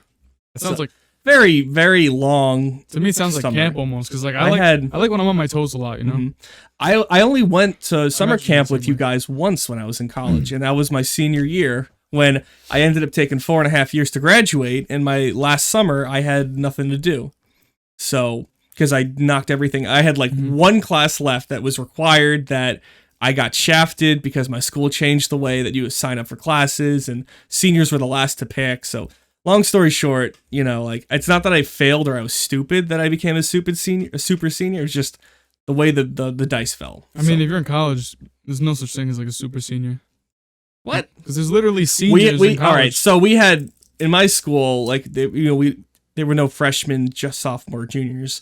It was like 4th class cadets, 3rd class cadets, 2nd class cadets, 1st class cadets, which is actually funny because that's kind of what Columbia did, where they went 1st year student, 2nd year student, 3rd year student, because apparently like titles like junior, freshman, sophomore are oppressive or they're derogatory. I feel like there's no bound these days with like. Yeah, they'll find something with I was watching Rick and Morty and it was like. Which one? Which season? I don't even know. I was watching, I think it was the 4th season. Okay. And I haven't seen that yet. No spoilers. And then I restarted. I mean, I just watched it over and over, and it's because it's so funny. Like, I mean, each episode hits it on the mark. Whether it's talking about like he's so realist to the point where it's like almost annoying. But that's literally the truth. Like nature and just like facts themselves are never gonna be like the easiest way to approach a situation. But he was talking about like terms and stuff like that, and us being so conformative and just like we're so socially aware, and we're always trying to take down these terms that are derogatory or hurting other people, that it's like it's gonna be the end of us, you know. Like the end of humans is gonna be the fact that like we're so censoring. Like I wanted to have a teacher on the podcast, and he teaches humanities, and basically that talks about like human rights and civil rights movements, stuff like that, and the UN, the global rights movement. So like let's say like Venezuela is going through like an uprising, we want to send our help, we want to learn about what's being done over there and how the government did their people wrong, and how we can learn from that and make sure it doesn't happen in the US, and also give them aid. And basically, it's about empowering people through the First Amendment that we have in the U.S., you know, freedom of speech. But he's afraid to talk on the podcast because he feels like his words will be twisted, and he won't exercise his freedom of speech because... Why don't you do a special? Because of the fear that he's going to be censored. Isn't that crazy? Not censored, but his words are going to... Yeah, but that's with anything, you know? Like, but that's ridiculous. I feel like people are so afraid to just speak because, I mean, like, obviously, you're going to piss someone off no matter what you say, right? And at the same time, it's like, you're never going to clarify your exact point, like to the standard that you want it to. Like, let's say we're talking right now. Someone might interpret the things you said like before, like let's say like talking about visuals and understanding the person in front of you. That could definitely help you to identify the person that you're looking at. So like whether it's they don't have a conventional look to them, it'll give you some understanding, and maybe it's like a signal to you to be more. Well, it's situational. You have to remember it's Exactly. situational. You know, like Also- I'm not judging Exactly. their person, like the way they. It helps you understand like how you're approaching them. So maybe you won't ask a certain question, right? Because it'll be offensive, and rightfully so, you know. But I feel like people are so afraid to just speak, and a teacher whose his job is to tell people to speak won't speak himself. Well, the issue That's I see. scary. The issue, like, don't get me wrong. There's a lot in. There's definitely logic in that decision, though. Yes, and the people that believe in social justice and they believe in trying to make things more equal and inclusive, I completely understand, and I totally agree that there's a lot in this country that is wrong in this society. We live in a society. Yes, there is a lot that's wrong that we can do to help. You know, like one of my earliest memories of something like that was I was at a family party, and you know, we're mostly Italian. There was 1 or 2 people that married outside our Roman Catholic or white, because again, Sicilian. So some Europeans think we're not Black, yeah. white. No, I learned about that in English. Yeah. We were going through that. Yeah. So someone married like a Colombian, and I don't even know who it was. I was too young to remember, but one of my family members went up to him one time. He's just like, "Shut up, you beaner." And I somehow understood what was going on and what that meant. And I was just thinking, that's like, a slur? A yeah, beaner? beaner. Yeah, dude. That's like, because like, you know, they're farmers and they're planters, or they're not even farmers. They're like harvesters. You know, a lot of I've never heard Hispanic immigrants, you know, they end up working on farms, like picking crops and stuff. So they're like picking beans. So you're a beaner, I understand. you know? And, you know, I knew even at a young age, like, that's kind of fucked up. You know, like, Because you're singling someone out. yeah, you it's know? not even like that's what he does. He did something else. He was like a tech person. Oh yeah, if he's living in America, there's a really low chance that he's gonna have the same trade. Well, as not his even family that. back in It's the it's like it motherland. depends on geography too. Like there's no farming in New York City. Exactly, You yeah. know, it'd be, but even then, like you're judging him based on stereotypes Exactly. of his race. I don't even know if that's the right word. No, that's definitely accurate. That's how that's a stereotype. Yeah. No, but I feel like at the same time, there's like, and it definitely makes sense to have people consider, like being considerate is probably the number one thing you could do, right? Because it's respect. Yeah. When you're considering someone's values or their change, like when people go through these transformations, stuff like that, it's not your life, so you really should have no say in what they do. You shouldn't really judge. But I also feel like at the same time, it's like we're going to a point in our world where like we're expecting no judgment. And it's like a really weird expectation where it's like we're trying to make everyone so non-judgmental that no one has opinions anymore. Like everyone conforms to like this blanket identity where they just all believe the same thing, allegedly, right? And they all have the same values, allegedly, and like they don't see people claim they don't see color, and people claim that they've never had prejudice in their life, or that they don't even think about like certain comments, or they don't make judgments in their head. They're like, no, I'm completely judgment free. And I think those are the people you shouldn't trust, you know? The people who want change are the ones who are going to welcome, I feel like, adversity. So like even if we're speaking right now and someone takes what you say the wrong way, I think it would show more character of you instead of like coming at them when they come at you, to just say like, look, I'm sorry if you understood me the wrong way, but this is what I was trying to convey, you know? Because I feel like shooing away from talking about your personal opinion is worse. And I understand like you don't always want to be the guy who has to give his opinion out, because like the loudest guy in the room is the weakest, you know? But it's like it's also really important to elaborate on what you're saying. Like if you have an opinion, you have to speak on it. And I feel like I just think the leadership role of a teacher who teaches about human rights and just like speech and stuff like that, I think it would be the duty of that person to speak, you know? Because like, but obviously he has a choice, and I respect the choice, you know? It's a great guy. Being around this person, it doesn't make sense, and the reason why I'm mostly confused is because this person is the least prejudiced. Very, very welcoming. I've been in his classroom, and I mean, he works in Queens, and this is public school. Like a public school? Insanely diverse. And I mean, you're gonna get every walk of life, every creed, every color, every race, you know? Just like... And he's like a professor that you know? No, or teacher. like- High school teacher. Okay, Yeah. so you just doxed him. So someone you went to school with, one of your teachers. No, but I want to so- have him on. I want to have him on. That's what I'm saying. Like, I'm trying to convince him to come on, but like, I feel like it's crazy because like he's afraid of the own side of the wall that he's on. Because like, he's more progressive leaning, and he pushes towards like when we have the stickers of support and pride, stuff like that, like an allyship in high school. They give you like a sticker, like if you're an ally, you wear the sticker. Or How you do put you on your bag. determine who's an ally? What's the gate that you have to cross? No, it's like that you just sign a petition that like you're an ally and you give a sticker. I know, like a lot of people do that just because like it's really easy. That's cute. I'm not accusing anyone of anything. I'm just saying that like this is a person who's very much involved with forward progression. But it's like I was kind of taken aback that like if that's something you're really adamant about and really passionate about, why wouldn't you? Like what's the fear? Like, and it's coming from his side of the. It's like he's almost fearing his own people, his own group, you know? I don't always understand how that works. Oh, good? No, you good? can move back.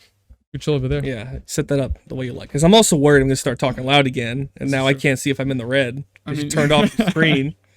You're good. So, I mean, but I feel like you also have to, and I completely blanked on what we're talking, identity and worrying about being taken out of context.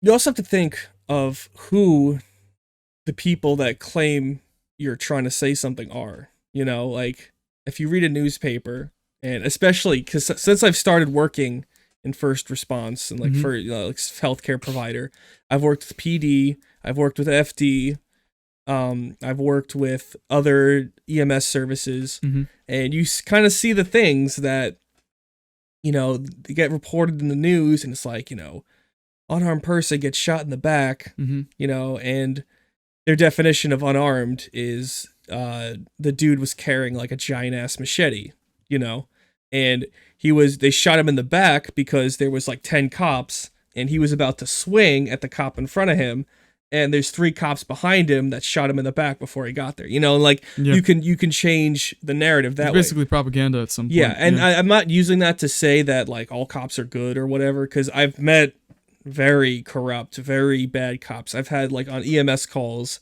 you know, cops try to get us, you know, to do something that they want us to do, you know, like, oh, just turn around for a sec, you know, walk out of the ambulance, because, you know, like this guy tried to beat up a cop, and they're like, get out of the ambulance. We're like, not doing that. You know, like stuff like that's happened. I've seen that stuff happen. I mean, from a moral standpoint, like they're covering their body cams. Exactly. Yeah. Wow. So they do that. What is the explanation like when that happens? Like, malfunction. Got you. You know. You think it's really easy to get away with that kind of stuff? No, it's not, especially with body cams. I 100% love the idea of body cam. Like I want a body cam when I'm on EMS calls because it's protection in a way. It's infrastructure, you know? Especially if something happens and down the line, because especially for EMS, you have to worry about liability and negligence, and, you know, like when I was in my EMT class, one of the things they told us is you're going to get sued. You know, if you work in this industry long enough and you do this as a career, you're going to get sued by someone. I was always amazed by that because I got into lifeguarding, and then I learned about the Good Samaritan law, or the act. And which doesn't apply to us. Got it. Unless we're off duty. Okay.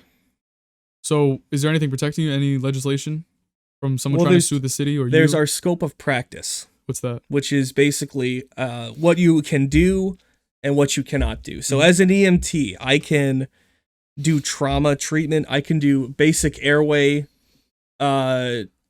protection. So if you go over your jurisdiction, then they can sue you? So like, let's say someone had like a laceration. It's more like they will sue us for doing something we can't do. You know, like, oh, exactly, well. Yeah, it wasn't in your jurisdiction. Yeah, you could have. Why didn't you give him drugs? He asked for drugs and you said no. And it's like are you allowed to give someone an EpiPen?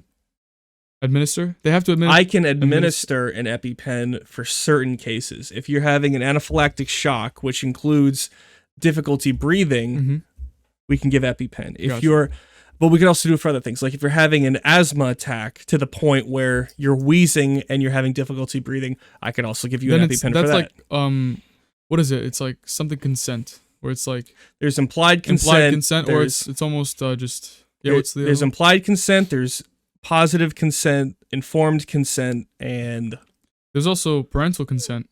I've heard that's under implied consent. Implied, okay. Because and that's interesting too, is children cannot consent without a parent. Or minors cannot consent unless there's like underlying circumstances. So if you're pregnant, if you have an STD and you're a child, if you're emancipated, which means like you're living on your own and you're like caring for yourself, Mhm. or if you're in the military, then you can make your own calls medically. So Otherwise, how would a minor, like a kid, mhm. know that they have an STD? And like in the moment, let's say they're in anaphylactic Mhm. shock, or like, all right, no, they're responsive. Let's say they're All responsive. right, we're right? taking completely different. I mean, like, But you're saying they have to tell you that they have an STD first all right. to be like, it's okay. I have I herpes. mean, like the Shock issue. me. The issue is that like, oh, my groin is itchy, or I don't know. I noticed red spots down there. Yeah, Then but that it doesn't warrant becomes an EpiPen, does it? what? We're talking about completely different things now. I was saying though, like for consent, you said a minor with an STD all right. So going back, can give their own consent. let's right? go back 5 minutes. Okay. Back to the EpiPen. So Yeah. if like a 17 or like a 13-year-old child has an allergic reaction to something in school, Mm-hmm. legally their guardians are the teachers. Yeah. That's in parentis locus, because the parents are not around. That's the legal term for it. Mhm. The parents aren't around, so the teachers are the legal guardians for that child. So when they call 911, You're good. when they call 911 and they call us in, we tell them what we want to do, and then we do what we have to do. What was that term? Locus? In parentis locus. All these Latin terms. Yes. But, so moving forward with Mhm. in Now parentis moving on, locus, another situation now, okay? Completely different from EpiPen kid in school okay. is we get a call for, I don't know, Susie, 13-year-old Susie is complaining of like pain in her crotch. Mm-hmm. Okay, we show up on scene and we see the patient and we suspect something's going on down there, whether it was, like maybe they were assaulted, maybe it was just like an STD or something. Mm-hmm. We take them in the back of the ambulance, the parents with them, and we could say like to the parent, all right, we want to like check the kid, can you give us some Exactly. privacy? So the parent leaves, and then at that point we're like, all right, like, hey, your parent's not here, we're not cops, we're not going to tell, we're not going to get you in trouble, we heard that this is the problem, what's going on? And then the kid now has the option to be like, all right, this is what's going on, I was doing X, Y, and Z,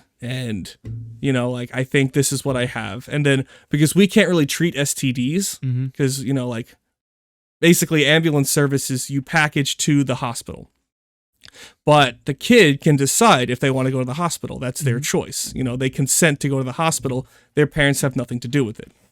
So, and this is like, I don't know if this is specific to New York State, that particular thing, or what, but that's like one of the things that kids can choose on their own. So like in terms of personnel responding to a case, Mhm. would they wait for a female EMS? It's recommended. Exactly, You don't yeah. have to. But it's a better decision if it's not exactly You urgent. want to think patient first. You want to think Exactly. patient comfort. So Mhm. if you show up to a football game and some, I don't know, linebacker shattered his clavicle, and he's in immense pain, you can either wait for ALS to arrive and they hit him with the good juice, Mhm.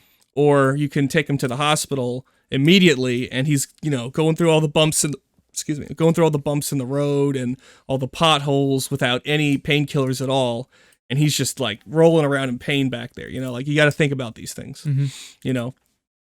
When I was working once in the summer, mhm. this is the police, NYPD. Some Mhm. woman didn't want to leave the pool, and I was a lifeguard at the time. This was in Brooklyn, Mhm. and she was causing a scene and all that. Oh, is this the And they called- which pool is this? I was working at Kosciuszko in Marcy, Mm-hmm. and this was in Williamsburg. This is Greenpoint. Okay. So, well, it's right by Greenpoint. This is McCarran Park. Mhm. And what's it called? The woman was she was creating a fit, all that. So they called NYPD over, but they had the female personnel drag her out, and they had the woman police officer give her the order, like, if you don't get up right now, I'm gonna have to use force, because it's a lot different. And we all observed that because like we saw the male cops around her because like this woman was breaking all the rules. I forgot what it was, but it was definitely a violation. It was very unsafe for everyone That's around her. interesting. Exactly, and like the male cop, I feel like at a certain point he had the body cam. A bunch of them were there, so I mean there was witnesses. You had a whole pool, entire staff, and I mean there's hundreds of people watching this scene go down. So if they ever had to use necessary force, it's not like the woman, the victim, could play or could like switch it around. No, it's like she couldn't make herself look like the victim, anyways. yeah. Exactly. So they waited for a female officer to come. So they drove her in because at the time, I guess the people were working, or the female officers were at the other side of the park, so they're far away. So they had to wait for her to come to drag the woman out because I don't know. I guess it was just like policy or something like that, or it's like unwritten policy, or like you want to have women take care of women, and then males take care of males, right? But then women could take care of males too, but males, it's like it's almost they're told not to take care of the women. You know what I mean? Not take care, but I mean just like deal with the situation, whether it's negative, whether it's just like assessing someone's injury, you know, whether it's force. Yeah, you got to think about that because you also, like I said before, patient comfort with EMS is like if trauma happened to a patient, you know, like a motorcycle accident, and you know they like all messed up. You know, they teach you first thing is you want to cut off all the clothes to see what's going on, see what injuries they have. You have to take into account if you do this in the middle of a street, you know, like everyone can see, and like everyone has a Citizen app now. You know what the Citizen app is? Yeah, I have it. Yeah, so like everyone's recording everything, so you have to think about patient privacy and like their comfort. So, you know, you don't want to embarrass them by, you know, cutting off their clothes in the middle of the street. Like you have to think, am I going to put a sheet? Do I have time to put a sheet over this person to like protect their privacy? Can I just get them on a stretcher into the ambulance? You know, or is it like immediately life-threatening? If I don't do this right now, they're gonna die. You know, you got to think about all that. You know? So like, if there's a cadaver, I mean, I don't even know if you consider it a cadaver. Like, no, because that means it's rotting, right? No, it's just a dead body, just right? Dead, yeah. Exactly. I mean, we don't use the term cadaver. What's the word for a dead body? Dead body, or DOA, dead on arrival. Okay, so when you have one of those, like, do they try to seal them up as quick as possible, right? Well, usually PD gets there. I gotta say, NYPD especially, is really good with response times. They can usually get somewhere before we do, depending on what it is. Like a motor vehicle accident, PD is gonna respond. An EDP, I mean, I heard that de Blasio just changed the EDP protocol where PD aren't immediately called, but so far every emotionally disturbed person, that's what EDP is. So like, you know, crazy person screaming in the middle of the street, holding up traffic. So I heard that de Blasio recently did away with cops showing up to EDP calls, but every EDP call I've been to, there's been cops. So I don't understand what's going on with that. But usually they get there within like 2-3 minutes.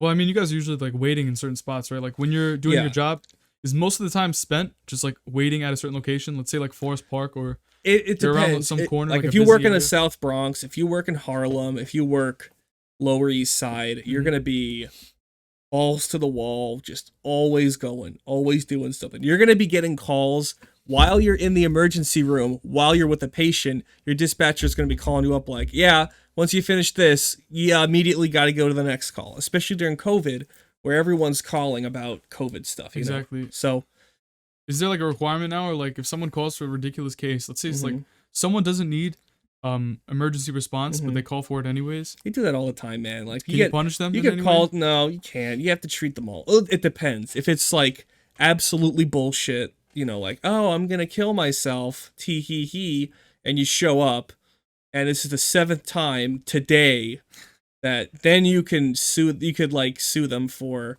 not waste. I don't remember the exact term, but like you can get them for like wasting the time of first responders, because that's, especially like a suicide call, that could be PD, that could be EMS, that could be fire department. That's also men or women, like this responders that could be used somewhere else, right? Exactly. That's exactly what I'm getting at. Is you just took these 10-15 people that could have been, you know, doing something else, saving someone else's life, responding to some other call, and you just wasted half an hour, you know, with that. So, I understand why it's annoying. And because the one problem as a kid, like for some reason, when you had a home phone, dialing 911 as a kid was like, I'm saying as like a baby, it was just so normal. Like people would have baby. No, I mean like as like a toddler. For some reason, like the kid would always have the phone. Because that's the only number you know. No, I'm saying like as a toddler, I think I did it once or twice. I don't think I've ever done it. I know other kids that did. My family would let me know if I've done it. Yeah, they would never let you. They don't let me forget some things. Like we used to go to church. They go to church. We used to go to church as a family. And one time when I was like 7 or 8, we were sitting through mass in St. Adalbert's in Maspeth, and it was like the homily part. So the priest is just talking and talking and talking about like the whatever, the New Testament verse. And at some point, he passes around like a microphone to the audience so they could answer questions. The answer was always Jesus. And he asked a question. I raised my hand. He gave me the microphone, and in the microphone, very loudly, I was like, "This is boring. Can you speed this up?" And apparently, like, most people took it well. They all laughed because I was like a little kid. Exactly. My family was like, we were hiding under the seats. We were trying not to be seen. We were just like, couldn't believe you did that. I like the bluntness of children. Mm-hmm. Like, I don't remember doing that, but That's how young you were? Yeah. I may also have terrible memory. How old were you at the time? Say 5, 7-ish. I don't know. That's what they tell me. I mean, if I could go back in time at that age, but with my conscience right now, I would use that. Like, it's like a get out of jail free card as a kid, because you could do whatever you want, say whatever you want, and get away with it, you know? Not exactly everything, but yeah. There's definitely like anonymity, because you're just a kid. It's cute, and it's funny, you know? Like when you're blunt. Because especially like toddlers, or like, not toddlers, but like a little older than that. You could call someone ugly or fat and like stupid, you know, to their face, and they'll be like, "Oh." Well, now you can't, because then you'll appear on Reddit. Exactly. Look at this prejudiced little kid. Yeah, like this kid, He's and then brainwashed. I had trouble for the rest of the day with eating issues, and I had a whole pie because he called me fat. And it's just like, it's like, how old is this kid? He's 4. Yeah, it's like, lady, maybe, or man, or whatever. Maybe it's just you have a mental problem and you need help, not the kid's fault. I don't know. Because that's what I do is I have a lot of subreddits that if you were to see what I watch or what I read, you'd be like, what the heck is this guy? Like I don't use Reddit though. A lot of SJW stuff, a lot of like SJW liberal, progressive, social justice warrior. Oh, okay. Like the one that Ben Shapiro talks about? Yeah. The self-identified cultural Marxist, right? I don't know about Marxists. No, cultural Marxist. Like, it's almost like... I don't really follow Ben Shapiro. I used to watch Louder with Crowder when I was in college. Crowder's funny, yeah. I don't know. He makes a lot of really insensitive jokes. No, but that's his job. Like, he's pretty much there for No, there's a difference. Like, Bill Burr is my favorite comedian, as you know. And Billy Boy. There's nothing he can say that won't make me laugh. Because I know, that he's doing it because he's like an old guy and he's not 100% aware of what he's saying. It's kind of Steven Crowder has no excuse. He knows what he's saying. He's saying it for attention. Too. Exactly. No, that's what I'm saying. He gets his input. Everything he gets, like the views and all that stuff, is because he has these controversial opinions, these jokes. Exactly. And it's like, but you need people like that, though. I feel like it's definitely a role that needs to be, because if it's not him, it's going to be someone else, you know?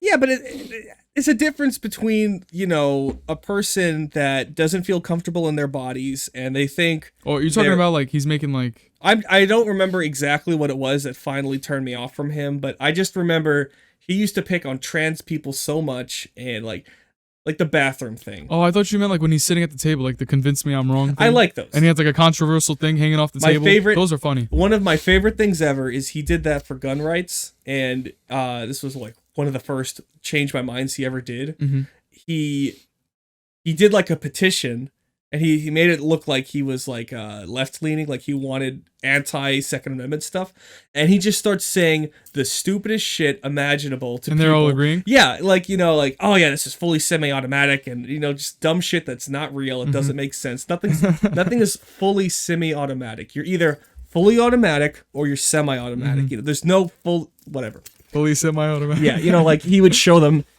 pictures of bullets, and he would be like, oh yeah, the 22, that's known as like the infant killer, or, like it's designed to kill. Do you hear this? Because all people need is just one opinion that agrees with their own, and then they're justified to say whatever they want. Yeah. Like he picks up this big scary gun. It looks like an assault weapon, but it's not. It's like a single action, like a single shot, whatever. And he's just like, yeah, this is what the Marines use, and it's like it uses this bullet, and he pulls out like a fucking 50 caliber, which is not what an AR shoots, and it's like that'd be funny if he took out a musket. Like, this is what our front lines use, and I think he one time did that. I think I wouldn't be surprised. I mean, that's funny though, because exactly like what you're doing is, and I mean, they do this at political rallies all the time. So let's say you're like the Republican convention, and they're asking these voters like, so why do you hate Hillary so much? And she's like, oh, it's like, why can't Hillary be president? And the woman answered, she's like, because she's a woman. And they're like, what's wrong with a woman? And she's like, women are dumb. They're run by their menstrual cycle. Getting kind of loud there. I am. I'll move back. But she was like, women are dumb, and they're regulated by their menses, and it's like they're not fit to be presidents. And he was like, but if you ran, would you be all right to become president? She was like, yeah, sure. He was like, what's wrong with these idiots? Like, those are hilarious. Like, when you're asking those people who are just brainwashed, because so much of politics is just polarized. Idiots it's just sheeple, you know? Like, and both sides, as much as they don't want to admit that they're sheeple, they definitely are, you know? Because like one of my favorite bits that the Ben Shapiro or Steven Crowder did was Ben Shapiro was doing some kind of college thing, and a girl walks up to the podium and is like, I'm a girl, why can't I join the Boy Scouts? And Ben Shapiro's like, because of the name. Boy Scouts. How do you feel about that though? Like the Scouts. Well, this was way back. I saw this when I was still like a kid. No, yeah, but Boy Scouts right now it's no longer Boy Scouts. This all it's happened. Scouts. It all happened after I became an adult, when we started letting females into the troop. Yeah, we were. But people don't know how it works. So in order to have a female or a girl join the Scouts, this was before openly gay youth were allowed. Okay, yeah. This was like that far back when I saw the skit, and I thought it was funny because it's like, yeah, it's the Boy Scouts, you know. But it's weird though, because like, yeah, it's definitely, they're talking about openly gay, but it's not like you're not gonna come across a boy that's gay in the Scouts, because like there were exactly, like we know who they are, or like eventually they identified themselves. But like growing up, you just knew, and I mean, like it made no difference. Yeah, I don't if think they were in my patrol. I will say there was still just as much of a. I'm sure, because I can think, and I think you know who I'm thinking of too, that there were plenty of kids in our troop that would say or do terrible things if they knew.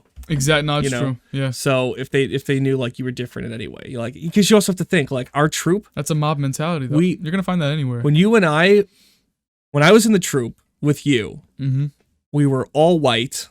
We had maybe one Asian, maybe like one. We had a lot of Indian, a lot of Irish. It was Irish, Italian. It was all white, yeah, and a decent part Hispanic. I would say like. What Hispanic? Like oh, no, you're 10%? Right. We did have a bit of Hispanic. Like 10-50% Hispanic. The rest was mostly Irish. Yeah. Yeah. So we did not see all of the stuff that, That's true. people complain about, like when they say, oh, yeah, the Boy Scouts did this, they didn't let my son join. Exactly, yeah. We didn't experience, because we also have to think we're in New York City. We're so diverse, yeah. But I'm fairly sure that if you were to do like a kid in Utah that wanted to join a Boy Scout troop, because like Utah, Salt Lake City, that's all Mormons. They took it a little too far. If you wanted to be in Boy Scouts, you had to be a Mormon. You had to follow their religion. You had to do all so it's not Boy Scouts at that point. It's something else. And I'm sure something happened where like, oh, my kid tried to join Boy Scouts, but they treated him like crap and we didn't let him in, I'm sure that's happened. I mean, it was really interesting to be in New York City as a Boy Scout because like basically you're introduced to a group of boys that are your own age, right?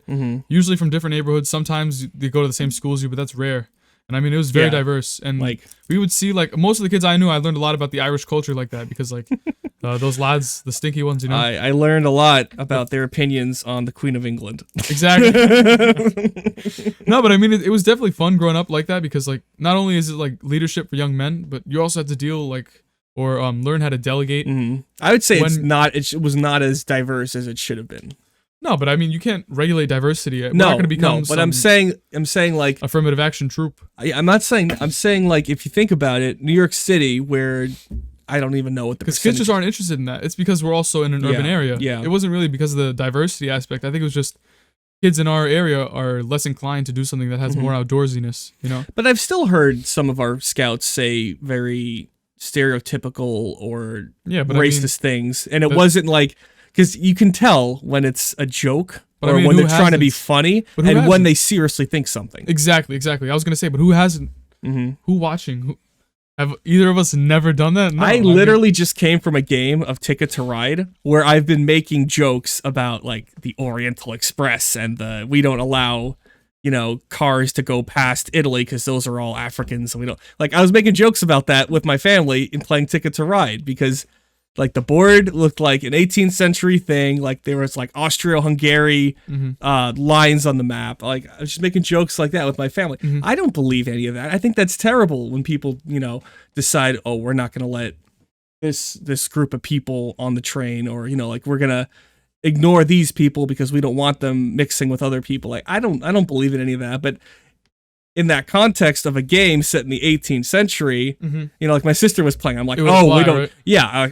My sister was a woman in charge of a train company. How disgraceful. I'm going to marry her so I could merge. You know, like, I don't believe, that's the way people thought. And I'm making a joke. I'm making light of something that happened, and maybe someone learned something about it, you know? Exactly, yeah. No, but I mean, like, I'm talking about, like, the diversity within. You have a lot of kids with special needs in the troop. Oh, yes. And we also had a lot of kids. I mean, now look at the troop. It's like we have a lot of Asian, a lot of different parts from Africa. We have different parts from Europe. Like, completely different sides and, like, cultures and stuff like that, ethnicities. Like, we have certain kids that don't eat beef, so, like, we accommodate for their needs with chicken or whatever they eat, you know? I mean, it's very accepting. We've never had a troop that had any, like, scandals and stuff like that. Because, I mean, the Boy Scouts has, like, a really bad name, you know? Like, everyone thinks about, like, perverts and like cults and shit like that. But I think the best part as a young male, like, I mean, talking about what I picked up from Boy Scouts was kind of like the delegation and learning how to accommodate for every person, especially in your patrol, because it starts off, you have a patrol leader, then you become what's it called, assistant senior patrol leader, and then you become senior patrol leader. That's the way we do it. That's not the way you're supposed to do it, but that's what we did. Yeah, exactly. But a lot of it has voting. So, like, if you want to increase your rank, not increase your rank, but then you have to remember the times where the kids took that too far and they thought it'd be funny if they vote in elected someone a who brand new, fit. you know, a newbie, as SPL. Yeah, but that's funny, no, because the leaders made it clear, like, if we voted in someone who wasn't fit, like, we'd have these elections and they would vote in a kid who was not fit to be in a leadership position as a joke, and the leaders were like, guys, once this becomes cemented, you have to wait till the next election to remove him. So his precedent is gonna stand. So it might be fun now, but it's gonna bite you in the ass when this is just a mess, you know. But you also have to think, like, what they did, and the other sad part was, but it was hazing. The kid also was in a state of mind that he would not have realized that it was a joke. Exactly. He would have thought, oh my gosh, these people seriously. He was. Yeah, I remember that. Yeah, so, like, that was my first year. He was. Yeah, exactly. Yeah. You know, he not gonna name names, not gonna do anything else besides that. But, like, you got to think too. Like, that's one of the things you have to think about. Yeah, but then we learned from that. I mean, yes, but I voted. I think I voted for your brother that time because he was in the race. Mateo was in the race. Yeah. No, but I know probably because I was I would have been 17, 18 at that point. Because I wasn't being elected. So, yeah, I would have been on my way out the door. Yeah, no, but I think it was really cool because that was kind of like government as a kid, you know? Like, you learn about that kind of stuff because we're voting. No, but what I'm trying to people say, into leadership, you know? What I'm trying to say, going back before what we were talking about with, like, inclusivity and like, social justice and stuff, is that was intentionally picking on someone because they were different, you know? And that's kind of messed up. And I know most of our kids either learned eventually that that's not what you're supposed to do, or they perpetuated it, or that's not the way you have to treat other people. But, like, you have to teach that early, otherwise you get older and you think it's okay to do stuff like that. That was another aspect that I really liked about Boy Scouts because, like, for the most part, it was hands off for the leaders and the boys regulate themselves. What are you talking about? When we were in? No, it wasn't. I mean, for a certain aspect, yeah. I mean, the leaders have a very. We had the same meal.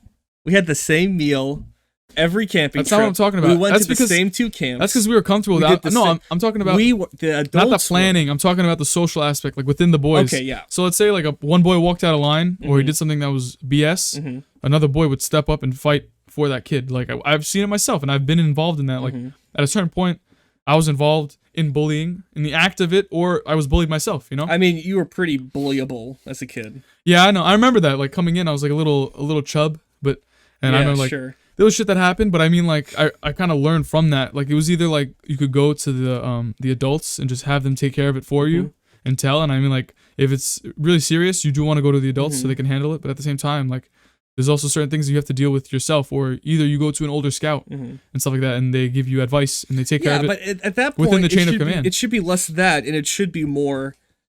Other kids realize that what's going on is wrong, and they step in. Moral compass. Yeah. No, that helped though. Yeah, exactly. Because I would have older scouts that would come help me out, or they would talk to another kid. I would say like, I would go to my patrol leader, or I would go to the SPL or ASPL, and I'd be like, I don't like the way he's acting. And that I feel like was a really good demonstration of the chain of command. And because like the reason why these people are in command is because they were voted in.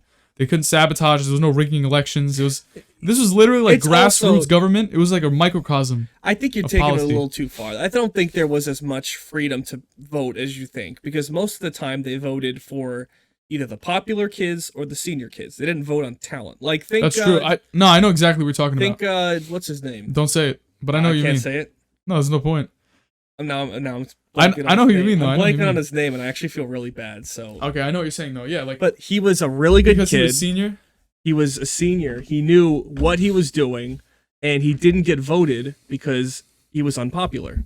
Mm-hmm. You know, he expected them to do what they have to do. You know, like you have to clean your hands after, you know, whatever. You have to wash your dishes. Mm-hmm. You have to pick up after yourself. We went to summer camp and there was a marching competition and we always lost. And he tried to get the kids to do the marching and no one wants to do it because learning new things is scary. Mm-hmm. So, and it's like a chore. I mean, eventually he got, you know, the award and he got senior patrol leader.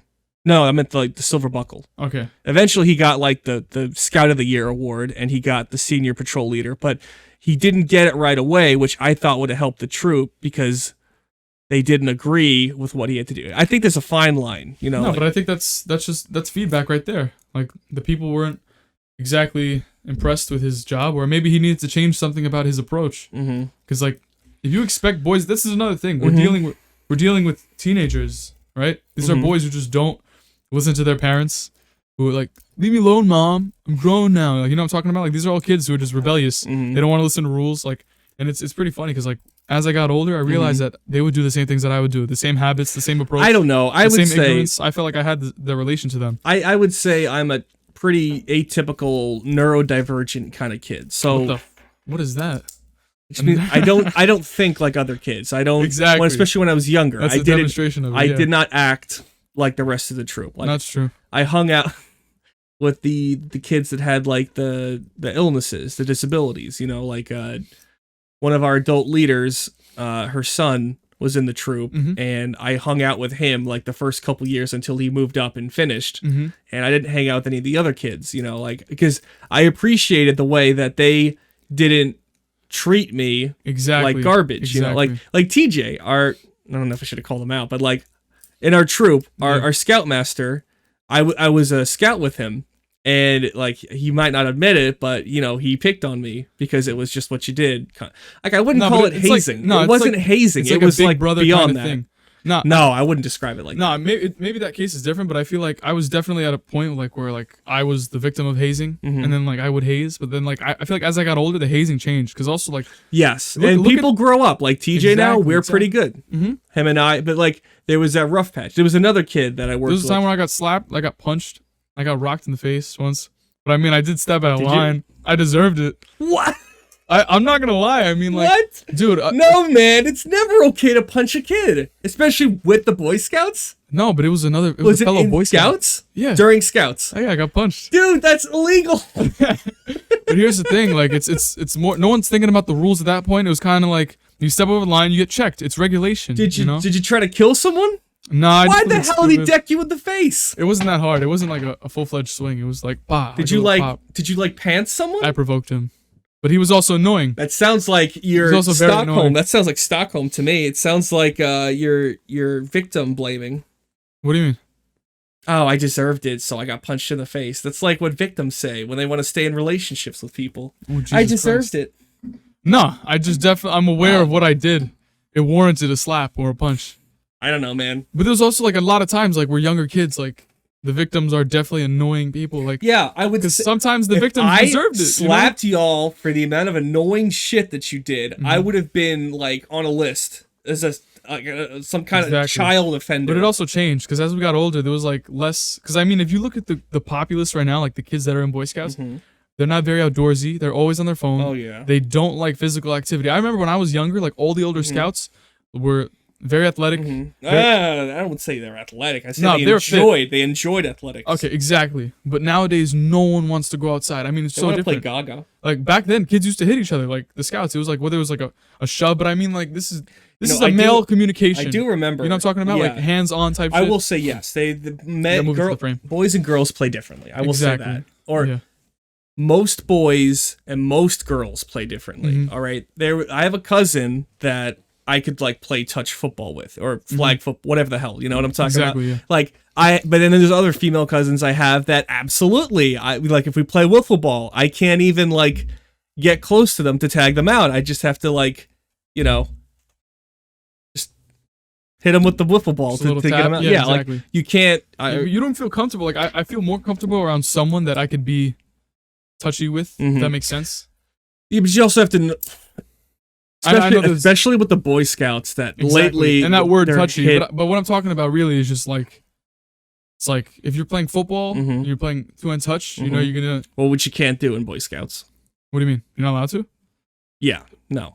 Yeah, but that's just like a stupid regulation. Like that's the point where it's ridiculous. Yeah, but that's because you have to worry about litigation. Exactly. Yeah. But then, yeah, that's exactly what I'm talking about. Like there's like a rule to stop. That's trying to prevent rape and shit like that, or just pervert, or just even behavior. forget prevent rape. Like that's a secondary thing. Just prevent litigation. If you don't touch someone, then you can't be sued for like assault. Like, oh yeah, we were playing touch football, but he shoved me too hard and I got hurt.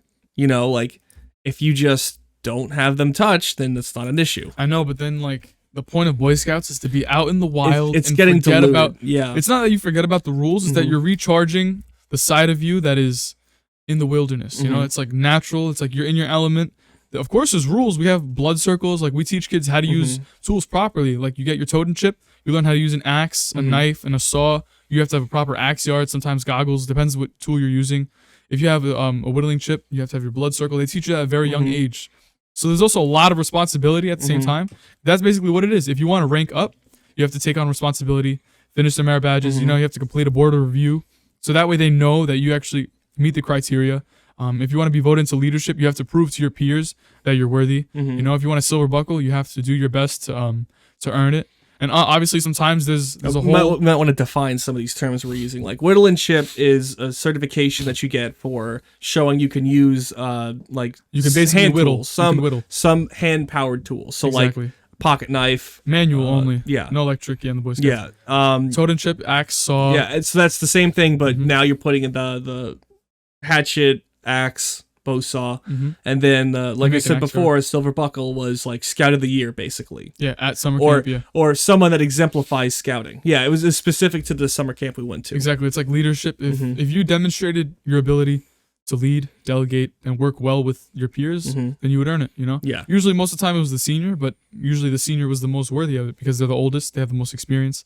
Also, their time is coming to an end. You don't want to just give it to them because they're leaving as like an exit ticket. You know, because they got to earn it. We've had scouts who thought they were just gonna receive the award, right? Because they were the seniorist, and they didn't, and it was a shock, right? Oh, it was glorious. Like, no offense to the kid, but he was kind of a jerk. He did deserve to get a little. He deserved to get. He was complacent. Mud in his eye? No, what would the term be? Humbling. He deserved to get humbled like that. Yeah, dirt in his sandwich. Something, I don't know. Dirt in his sandwich. No, exactly, though. But you have to earn it. And I mean, that was a wake-up call. You know, you can't be complacent. You can't just expect certain things to happen. And obviously, not every winner is worthy of it. Depends who you ask. That's my hot take right there. That's how policy works, though. It's not going to work 100% of the time. My hot take for Boy Scouts is I 100% think that it's going down the route of participation awards, and I hate that. Like, and that started early when I was working at one of the summer camps in New York City. Not gonna name names or people, but I was a scout counselor, and so I had to fill out merit badge cards. And the merit badge cards clearly defines you have to do A, B, C, 1, 2, or 3, yada yada yada yada yada. Okay, it's up to the counselor to determine if the scout completed the requirement or not, okay?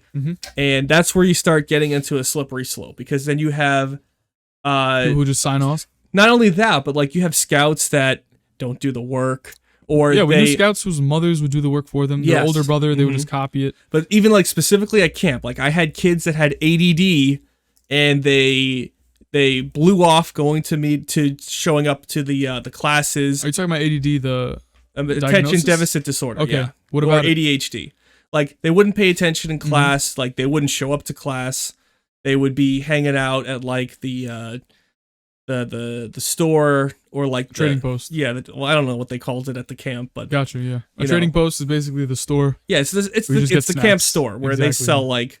Yeah, so a lot of kids hang out there. You know, like he was hanging out with friends. I don't know what he was doing, but like he didn't do like a lot of the requirements, and I gave him an incomplete or a partial, as they say in Boy Scouts. And A partial, yeah. the Scoutmaster showed up and spoke to me, and he's like, "Yeah, I see that you gave him a partial. What's up with that?" And I was, like, "Well, your scout didn't do ABC, F 1 2 3, and he had all week to do it. I finished all the requirements on Thursday.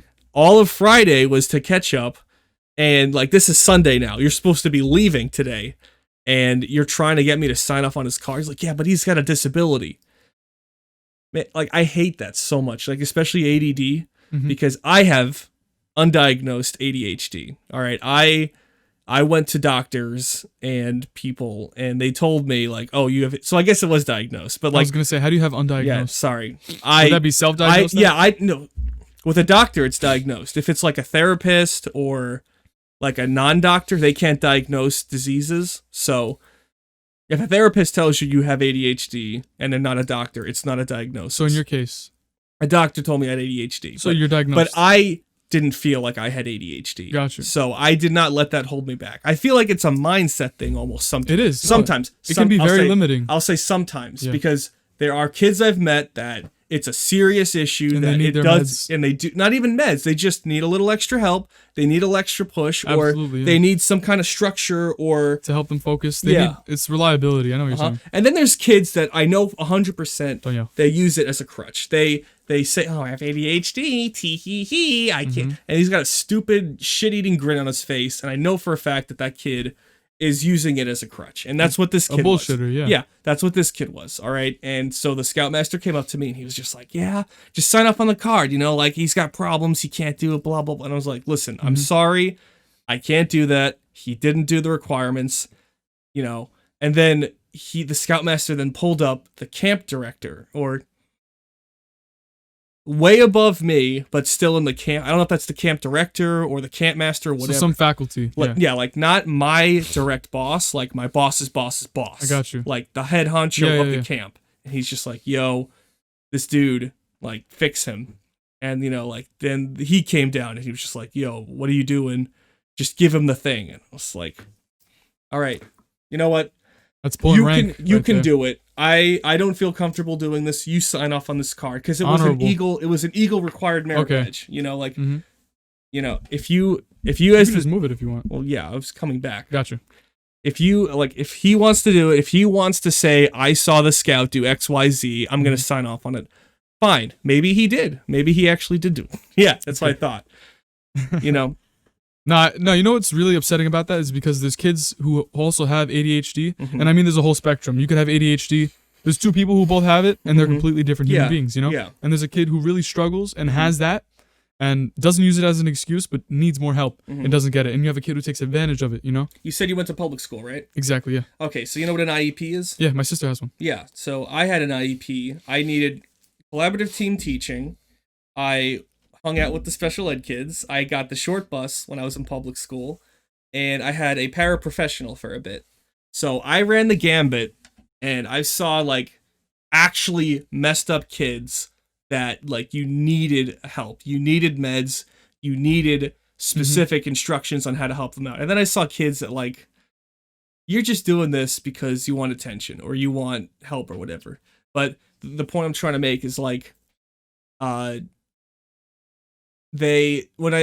sometimes you had to do like group therapy sessions with an IEP, and I don't know why they did that, because there were some kids that were like, "Yeah, like my legs never fully developed and I'm wheelchair bound for the rest of my life, and like I don't know what I'm gonna do. I'm having an existential crisis." And then there's this other kid, just like, I'm sad because my mom packed me peanut butter and jelly, but she didn't use the proper peanut butter. And I'm like, why am I here? Like, it's definitely a weird case because public school has their own diagnosis and like. Not really. No, I'm not talking about diagnosis. I'm saying like their approach to giving you services is very based on not the school, but it can vary depending on what jurisdiction. No, you're in. 100%. Like the district, the first public school I went to did not want to give me an IEP. Exactly. And I will say, when I was younger, I needed an IEP because there were some things that I had trouble concentrating in class. And when I was younger, I couldn't read or write until I was in like 4th grade. So I needed that extra help to learn how to read and write. So And now I you read did on the need annoying services. Kindle, right? Yeah, Your giant iPad. it's The a Surface. Lenovo. It's a Surface Pro, Yeah, which you I still have. continue. But but like once the first public school I went to, the principal actually tried convincing my mom, "Oh yeah, he doesn't need help. He could get by on looks alone." He literally told my mom that as I was a kindergartner, like, "Yeah, we're not going to give him the services he needs because that's just extra stuff. I have to hire new staff. I have to have accommodations for him. We're going to have to figure out like the plan and collaborative team teaching." And he wanted everything done his way. So I will say, yeah, it can be on a school basis. So my sister had that same problem. My mom was trying to get her services and like. Can you say what school was the issue? This is no. So the school. This was PS 87. That's the one. That was mine too. That was my issue. But here's the thing. They got it. So in the beginning. No, they didn't. In the beginning, there was a male principal there who didn't want to help. Well, can you say his name? I don't know his name. I never had Okay. him. I had Miss McKaylee. She was the best. Yeah, I had Mrs. McKaylee too. I remember. She was the principal, right? She was a blessing for kids with IEPs because they would send. I remember that. The principal I remember before her. that. Exactly, because you have 49, 128, and 87. And all I know is that they would send the special need kids to 87. 87, yeah. And 87 had this reputation for being rambunctious and wild, and it was. Yeah. And I'm glad I went there, and I went K through 8 there, pre-K to 8. And one thing I learned was that a lot of kids don't get the help they need, and they come to 87 where they could help. And my mother did that for my older sister. Yeah. And she learned. I'm pretty sure she met your mother through there, right? Because our parents know each other as well as. I don't. It's really ironic that we know each other through Boy Scouts. Yeah, but our parents it's know each funny. other. It's funny that our parents knew each other. I don't remember how. It might have been that. That's a good. I did. But I remember your mother would give my mother advice because she went through the process with me. Your mother She went through it with me. She blazed the trail exactly and helped my mother It get was services. the moron principal at 49 way back when. I don't remember when, but he was the one that told him, "I'm like, yeah, he doesn't need to be good at academics. He could get by on looks alone." I know, and that's then ridiculous. and then she took me to 87 and she learned like because my mom also had to get help from other parents that went through this. Exactly. So she was like and it's your right to like. I don't know what it's called, but like, you know, like when you go to like a Starbucks and you buy the next person's order or something, whatever that's called. Paying it forward. Yeah, paying it forward. She basically paid it forward. So That's amazing. Yeah, my mom has done the same thing. And I mean, it's really nice because like that's one aspect that public or just the government failed the students, but it's your right to have the accommodations, like the services, like speech therapy. My sister went through that. One of them was math. Like I forget what it's called, but it's a disability in learning or understanding certain types of certain exercises don't work well with her where some do well, you know. So like she was lacking one area, they need to help her up, and they were like, you know what, we're just gonna hold her back. And they were like, what is repeating the course gonna help with if it's more of a what's the word? It's like a gear almost. I would say you got to be careful with that though, because it's not always the student failed the course because they don't understand. It could be issues at home. That's it true. could be that student refuses to do the work. That's true. So you need to have like parents that are on top of your children. No, you could. Yes, I understand. Yeah, and it's also sometimes limiting because a kid could have a certain IEP and they might use it as an excuse, right? You'll see that everywhere in life. I mean, people will just use excuses. It's natural. That's one of the things I hate the most is when people don't even try. I hate it when there's a kid that I work with and, you know, I'm trying to teach them something like first aid. And we went over everything and now I'm doing scenarios with him and I'm like, okay, he's got a cut on his arm. What are you going to do? I don't know. Well, what'd I just teach you? I don't know.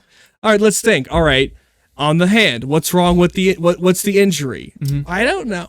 I literally just told you what it. Okay, it cut on the hand. What do you do? One of the most satisfying feelings is like teaching a scout and like it's not only an intuitive scout because like sometimes they're not as intuitive as the rest, but and that's a scout okay. who's willing and that's okay. Someone who is like ambitious to learn. You know, I like a scout like we talk about all the time, especially the leaders. Like you know, an ambitious scout, like when they want to learn more, they want a leadership position. They take initiative. They don't wait for other people to do it.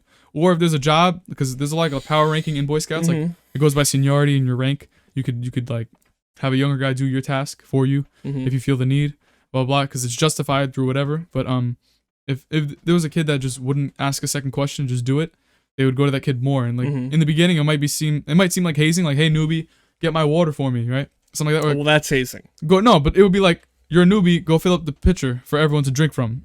You know what I'm saying? Like, not just the bottle, but like, we would send the kids. That's what I would do. You send the youngest ones to get the water, but I mean, like, eventually I would just do it myself anyways, because like, but there's also a difference, and you get advice from leaders. They're like, guys, you can't just do it yourself all the time. You got to delegate. So it's not just hazing. There's also delegation. But I mean, like, Wait, where was I stemming from? Teaching. Teaching, yes. And like when you have like a scout that's really ambitious, because like they don't have to be a genius, but as long as they want to learn. And let's say like we're doing first aid, and I'm doing circuits. So I have like kids over here doing first aid and knots. Kids over there are doing emergency responding and stuff like that. So they're doing like the stretcher. They're learning how to do like a, what's it called? Splint. A splint, lacerations, how to take care of all those. They got the gauze. These kids are doing scout trivia and first aid trivia, stuff like that, just like questions. And the other kids are outside doing pioneering. You're also, though, unusually well prepared. Like, you had lesson plans and you had schedules to the point where even now there are scouts that are using what you came up with, and they're using that format for that was their, great. for That was a their good feeling. meetings. Well, thank you for noticing, but I mean, like, I got that from Derek. It's kind of hard when the top of the paper says Massimo Accardo and they cross it out and write their name Really? as if I wouldn't notice. That's funny. No, but I mean, like, I created a Google Doc because I was just using like what I had around me. But originally, I got that idea from Derek Trezeppa. Yeah. He would have a meeting plan, and before him, it was Jack, and Jack wasn't.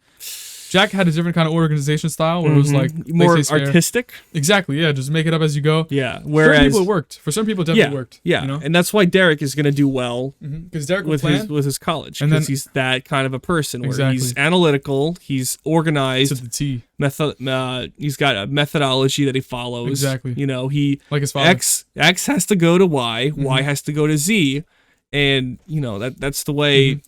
Yeah, I picked it up from him, and then I guess I just kind of like polished it because what he would do is like he would have an opening meeting plan, and then when TJ became our scoutmaster, he was like, I want it to be a little more organized. That way, if we have any moment where we don't have a lot of kids, we want to wait to push the opening ceremony. Opening ceremony is like when you open up, you have the flag to the Pledge of Allegiance, Scout Oath, Scout Which Law, is racist.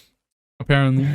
But we would do that, and we'd have like an opening activity. But really, it was like you want like a small segment for like leisure in the beginning, and like kind of just like get everyone to know each other, like icebreakers, and then you go into the learning, and you don't want to like squeeze because we have like an hour and a half, 2 hours. You don't want to make every minute just about learning and drilling stuff into their head. You know, you want to have them like enjoy scouting. So we'd go outside, play manhunt if they earned it. You know, in the beginning, Which I never understood. I would start off when lap- I was a youth, like your age, when you joined at How old are you right now? 25. I'm 18. Okay, so when I was 18 and you joined, 11. when I was your age, I don't know what that is, 11, we did it completely different. Like, you showed up early, like while the Weeblos and the Cub Scouts were still there. You helped clean up. Exactly. You sat down in your patrols, and then whatever the adults planned, you did. And so that was when I was 11. So that was Master Town Hall. 7, 8. Yeah, this was at Massapetuno. So that was like 8 years before you came.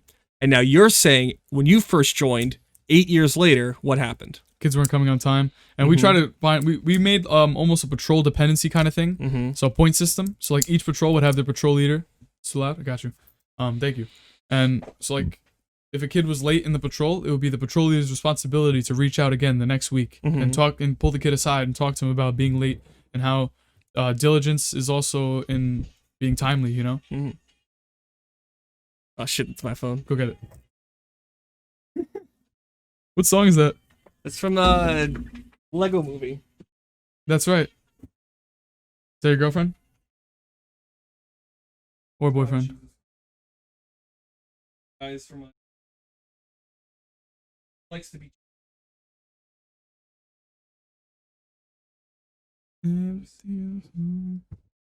Nothing important. I'm also on call 24/7 for my oil spill response company, so if I get a call from them, Got you. I gotta go now. So as we were saying, we had this point system with the patrols where basically if a kid was late, you take a point off, and like by the end of the week, you wanted to have like you had a maximum of 10 points taken off, but you could also earn points back. So what we would do is we have like instruction activities. We'd have, like I said, the circuits. You'd have e-prep, trivia, and then pioneering and orienteering outside with the compass and all that stuff. And then we'd switch around, and once everyone goes to each group once, we'd have a competition at the end. And at the end of the week, we total up the points, and at the end of the month, we total up the monthly points, and then we give them like a box of donuts. And I remember that initiative, the box of donuts was like, That was you? yeah, I did the box of donuts. Okay, so I wasn't around for that. Okay. I bought them food, and they were like, whoa, so it started We working. never did that. Because I remember as a kid, the incentive was always cookies and donuts, and there was never cookies So and what donuts. what is the 8-year difference between you and I? Like, what makes our gap so different? What makes my experience in scouting so much different? Because the way you describe is kind of like what happens now. All right, so now let's take the next step. How did it get there? What? Sort of. What's the next step? Well, what's the next step? So now you are at that age where, you're at the age now where I was when you joined. So now you have a different take on what's going on in scouting now. So between you being 11 and you being 18, what's the difference? For me as a younger scout, there was always a lot of older boys. If you look at it now, I mean, like, we used to have troop numbers in the 50s, sometimes 60. I mean, like, we have a lot of boys now, like in the 40s, but the retention. I'll tell you on the roster, we have about 40, 50. Exactly. Yeah. I don't know what the roster was when I was a scout, but being an adult in the troop now, I know our roster is in the 40s and 50s. Exactly. But like you said, I mean, the retention is now different. it's like half of that number show up to me. Exactly. If even before COVID, during the before times. Exactly. I know it's really unfortunate how it is right now, but did you go to any of the meetings that they did recently? Yeah. I was playing football with them. What the heck's up with that? It's the weirdest thing because every time I did not go to a meeting, you guys had a meeting, and then every time I was in New York City, there was no meeting. It was canceled because of the weather, and then it was like, we were getting feedback from the church, and then BSA was like, you guys can't do this anymore. Oh, they did? I didn't even hear that. No, they didn't tell us we could stop. In the beginning, they were like, don't meet, and then they were like, you know what, you can meet, you know what, we're going to take it back. And then they were like, all right, you can meet in these conditions, and then blah, blah, blah. And then there was just a lot of feedback, so TJ was like, you know what, we're going to wait it out. We don't want to we'd rather be careful and approach it in like again, litigation standpoint, not a we care. It's a So you're talking about the gap, what changed us. When I was younger, from 11 to 18. When I was younger, I always looked up to a lot of like the older guys. There was always so many older guys, and I mean like not just because they were bigger, but I mean like they took initiative. When I looked at our senior patrol leaders, it was like an honor to be a senior patrol leader. And like when I looked at the patrol leaders in ASPLs, like they did their job well. They enjoyed it. I remember like the dailies were always a lot of fun to be around because they really enjoyed it. The Murphys, very much involved. And I remember just looking at the older scouts, like the Bartalinis were very much involved. Like your name really held weight. Dorks. I know, but your name, like, it depending. I'm on a Bartalini, by the way. If they don't know. Yeah, Bartalini. And my little brother was also in the troop. Exactly. Yeah, and but I mean, like, depending how much you did and how much you took the job serious or the Sorry, role. I should say younger brother, not little. Mateo's not little. He's just not as old as I am. There you go. Well, gotta be correct. They're gonna say like vertically challenged. I mean, I don't think he's vertically challenged anymore. I think he's normal at this point. He's still shorter than me, but like I'm 6. I'm probably the same height as him, or maybe like a little taller. I think you're taller. I'm in the 5s. He's shot up. How tall are you? 6. I'll still destroy you in basketball. Anyways, so like when I was younger, And I'll destroy you in wrestling. Nah, I'll destroy you. Well, I'm talking real. I'm talking like Greco-Roman wrestling, not whatever WWE. Like grappling? No, like grappling. No, yeah. that's not grappling. All right, what? Like Greco-Roman wrestling. Like what is that? Like Olympic wrestling. Exactly. Yeah, I know some of the form a little bit, but I know enough to take you down. Sure, you do. All I have to do is double leg take you or single. Single leg takedown. And then I fall on top of you, and then I snap your back. Then what are you gonna do? Then I'll probably die. Yeah, exactly. So as I was saying, like the older boys took initiative. When I was younger, it was very much hands-on. Everyone was excited to be there. Now kids stroll in. You know, before kids used to be on time; they would come early. But now that annoys me. Kids are also not afraid of afauthority anymore. They're not afraid of consequences because they know there's nothing we could do. There's no consequences. That's the one bad thing. It's like probably the worst part about almost like the Boy Scout bureaucracy type thing, where it's like we have all these regulations so much that you cannot punish anyone. It's almost like if you do something bad, you can't even slap them on the wrist because a slap, like even the phrase itself is almost walking the line. Like, why are you gonna slap a kid? Like, even though it's a metaphor, you know, something like that is just taken to an extreme. And I feel like the kids don't fear any consequences, so there's a different line of respect. And now, in order to earn the kids' respect, it's a challenge, but you have to come at them as a friend. And you don't want to be their buddy that they could walk all over, because then they'll just view it like that. But you also have to show them that, like, you're not willing to take a certain amount of disrespect, but you also see, like, a certain amount of potential in them. So, like, what I would do when the kids weren't responding well to my leadership, or, like, I realized that they would just, like, certain kids, and we know, like, the usual suspects, we're always messing around, looking for something. Can't say that. It's offensive. You're labeling them. The usual suspects? No, but it's actually funny. With color. No, but that's actually funny because that's actually what happened. They were the usual suspects. No, but what happened was eventually it got to the point where once Fred started saying the usual suspects and all the kids knew, oh yeah, those couple kids, they're the usual suspects. The kids would then start blaming what happened that they did on the usual suspects because they knew, oh, they already have a reputation. And the usual suspects would sometimes be yelled at because they were usual suspects. But here's they the had thing. nothing to do with it. Yeah, but if you build that kind of rapport, what do you Mhm. expect? Like, if you have a certain kind of habit and like, So you're victim blaming. no, but I'm saying That's exactly if what you you're doing. build a pattern, Mm-hmm. it's almost counterintuitive to not expect it to continue. So they should still have consequences for things that they didn't do because of what they No, did in the past. No, but I'm saying it's That's kind of what you're saying. No, what I'm saying is you have to reason. Like if they usually commit the same act, you're gonna almost expect them to do it again. So yes, they might be framed, and then we'll hear them out, we'll listen. So we'll break it down. You have implicit bias, There might be, yeah, you have reason to. I which mean, is implicit a problem. bias is what keeps That's you alive. problematic.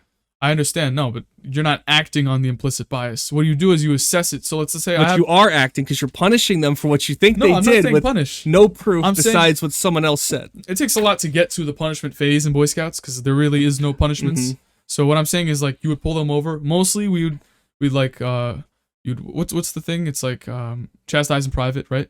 Praise in Oh public. no! chastise in private. What I used to tell people to Mhm. do? Yeah, Yeah. it's you chastise in public, Yeah. private, chastise in public, praise in fuck me, chastise in private, praise in public. That's what they Exactly. taught me in the Navy. Exactly. Is when I went to And I started using ROTC. that and it worked. But at the same Mhm. time, it's like when these usual suspects are committing the same acts over and over, Mhm.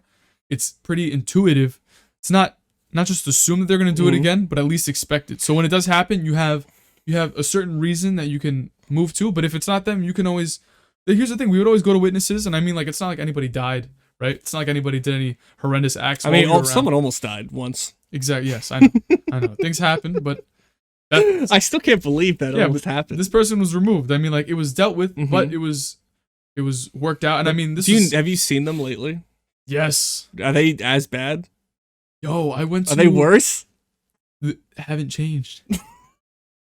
Haven't changed. So that makes me think maybe the police should have been called in then, because if he's still his same self, then No, here's the there's thing. potential for No, by same self, I mean like appearance hasn't changed. So I was. Oh, I was in okay. Grimaldi's in the city. No, in Brooklyn. Isn't that the chocolate shop? No, it's pizza.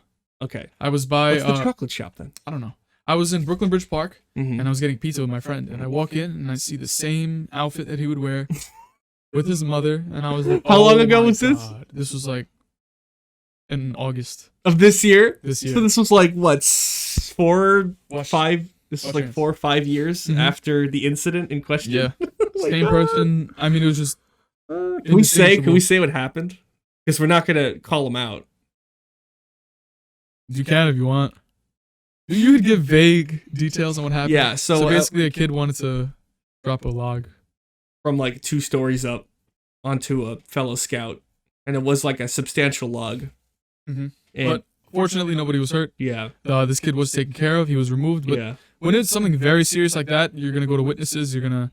Like, That's when the people. No, at the camp were dealing with that was plenty of Exactly. witnesses saw that. That was like no. There were a lot of witnesses. Yeah, the Okay. whole. It was a class, right? Yes, Got you.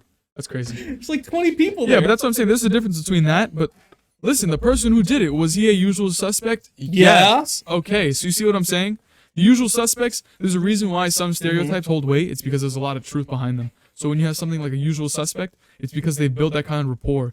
They've built an expectation for themselves that their peers know that they can uphold. You see what I'm saying? So it's not really prejudice and implicit bias, but it's more so just expecting a pattern and responding to it because you've seen it so many times and trying to. I know prevention is scary because like the U.S. government, like we talk about prevention, like in terms of we're trying to save democracy from being compromised, right? Prevention. What they're trying to do really is be more reactive. No, they're trying to be more proactive than reactive, like the government. Yeah, but what is democracy?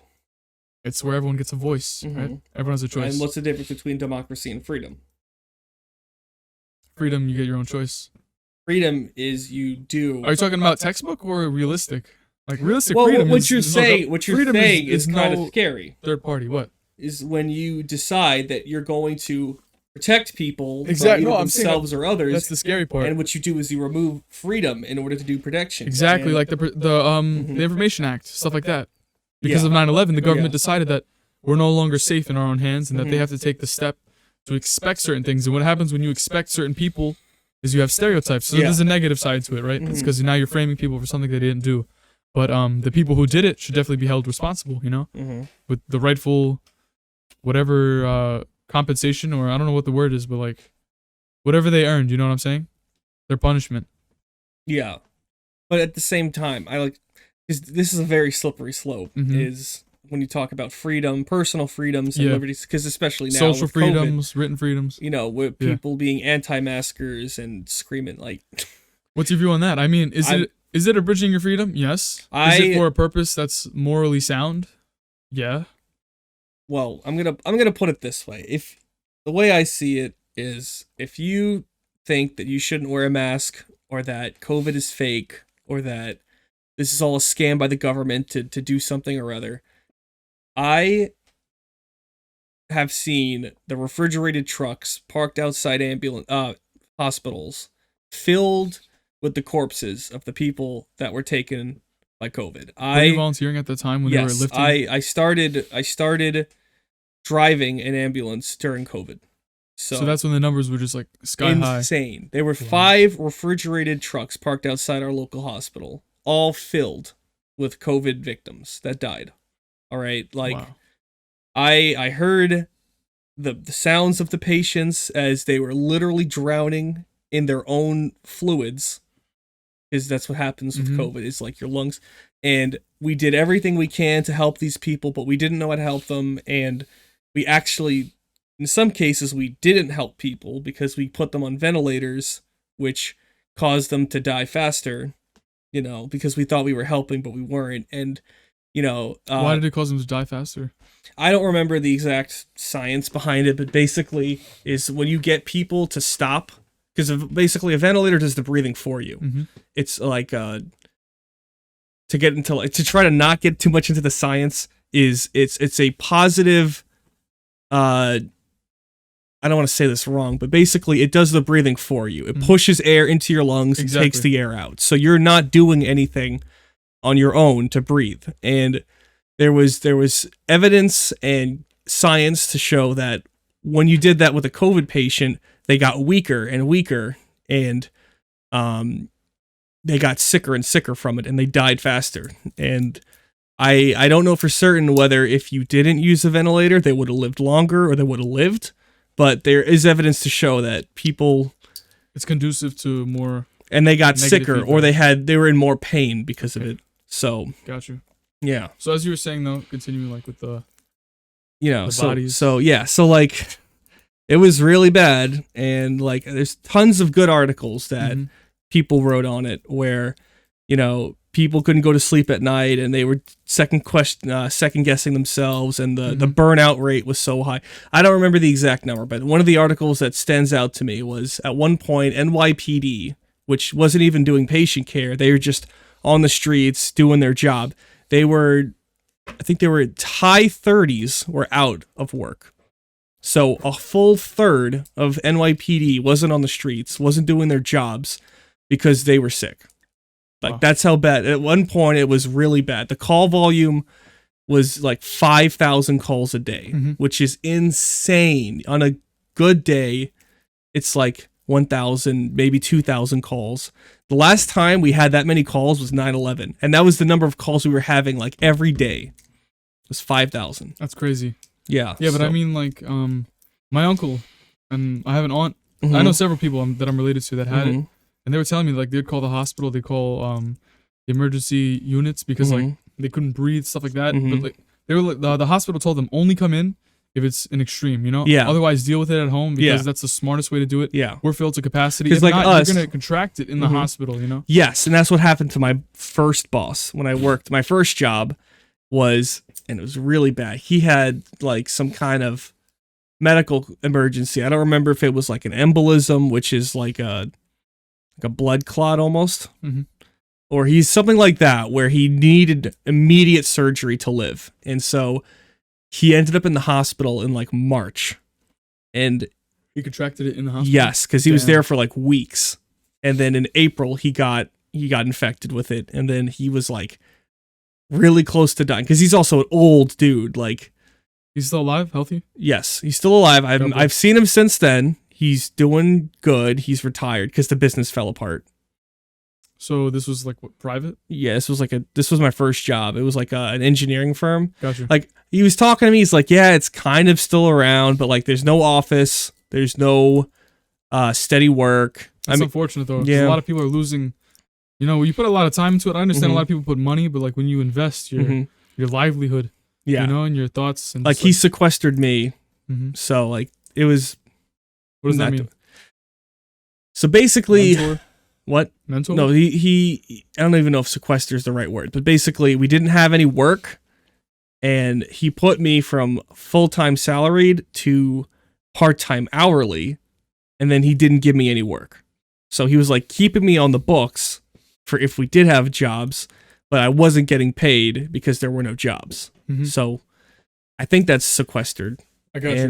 No, I definitely see what the reasoning behind wearing a mask, and like people who don't believe in COVID are ridiculous. But because I got relatives like that. The origin of COVID that they're not comfortable with, because like we're told to convince. I mean, we're convinced that it's natural, or we don't know if it's man-made, stuff like that. I don't give a fuck about that. But in terms of freedom, freedom literally means no one can make you do anything. So yes, it is abridging your freedom. If the government is forcing you and mandating you to do something, they're taking your freedom away. There's a difference though, because there's freedom to do what you want, and then there's freedom that hurts other people. And you have to think, especially in an urban setting. Exactly. No, I was saying like, and then there's necessary moral action, and then there's like mandates that are justified. And there's some things you can argue. I'll say that there's some things you could argue about that are like, but societal freedoms. Exactly, but a simple freedom literally means that no one can make you do anything. Taxation is not freedom, you know. But there's certain things. There's little pieces that are conducive to a more community type environment, you know, like where we all build off each other, whether you have healthcare, Medicare, stuff like that, tax for your NYPD. I mean, this is how all these public serve. Is he kidding? It better not be the same guy. I'm gonna mute my phone now. Yeah, I know it. There's done it before, man. Got your pull here for your.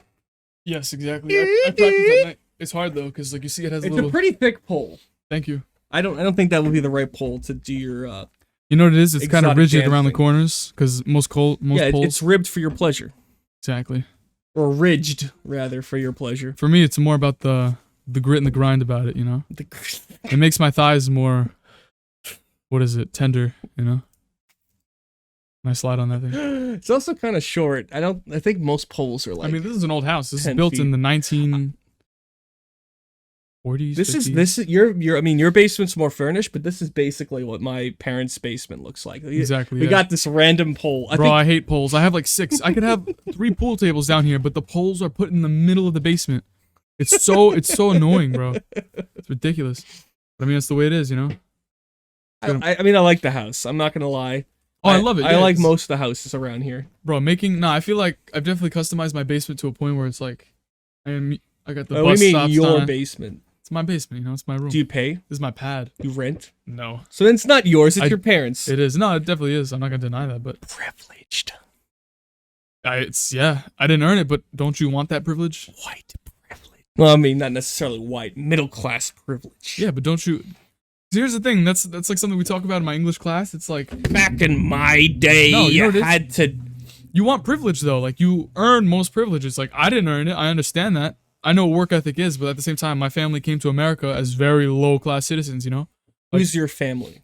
My grandparents. My parents are first generation. My grandparents are all immigrants. So they came here with almost no money. You know, just working in factories or construction jobs that really didn't pay the bills well. You know. Whether they would work at a hospital and take food from the kitchen there to bring it to feed their own children. That's how my parents grew up.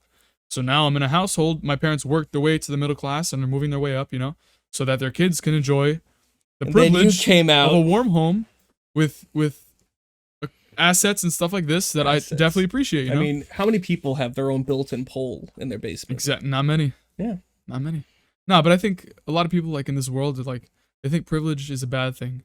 Like, you got to earn privilege, and yes, there's obviously a negative side of privilege. Well, the whole point of privilege is you don't have to earn it. Earning it would be... What? You earn privileges. Earning something is merit-based. Yes. All right? You can get privileges taken away. Because you can not dis-earn them, but you can lose a privilege. Yeah. Just as much as you earn it. So you don't earn a privilege. Yeah, you do. How do you earn a privilege? You go get it. That's a privilege. To be a trust fund baby, or to be the person with a trust fund. Isn't that a privilege? Yeah. Haven't you You earned didn't that? earn it. No, exactly. Like the person, the recipient, right? Yeah. The beneficiary. Yeah. Yes, exactly. Exactly.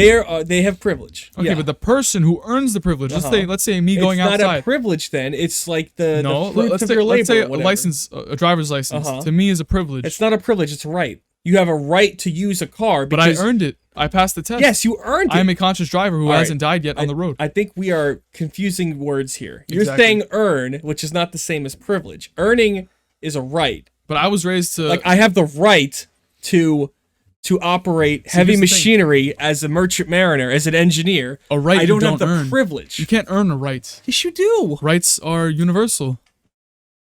Some rights weren't given, so they had, Constitutional rights. exactly are they're not not- earned. Yeah. I think we're just talking about the same term in a different word.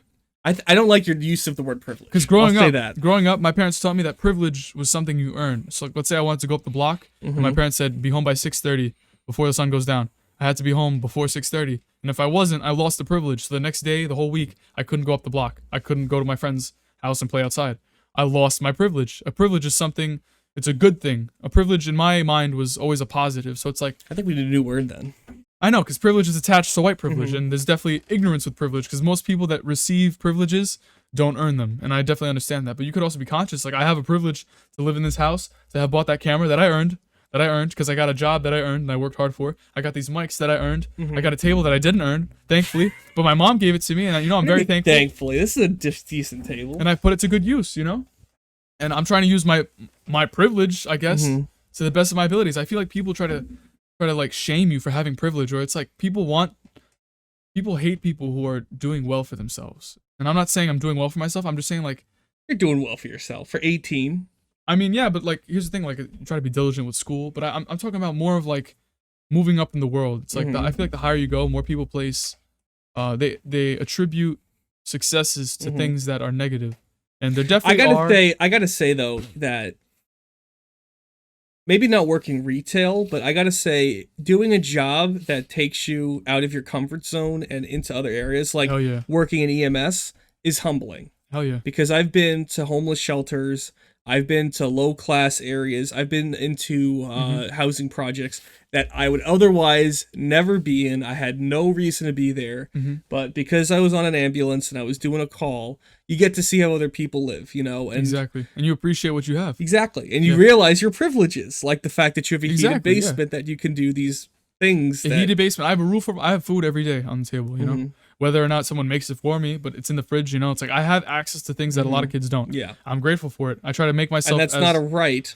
That's a privilege. That is a privilege. Yes, but it's a privilege you earned, right? Let's say, how did the food get there? You earned it because you popped out of your mom. That's true. I'm talking about the privilege that my parents earned for me, and I understand what you're saying, but it's like either way, it was earned by someone. So the fruits of your labor. The fruits of your parents' labor is something that you enjoy, even though you did not have to labor for it. Pretty much. So It is a privilege. Okay.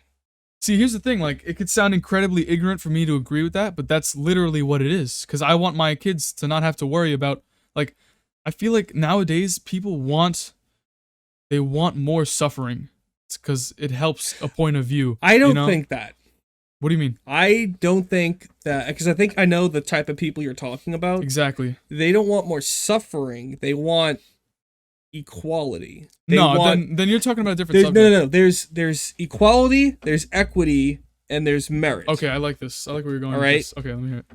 Where equality is everyone gets what they need to be equal. No. They get Equity. They get the same. They're accommodated equally. Equity is the same outcome.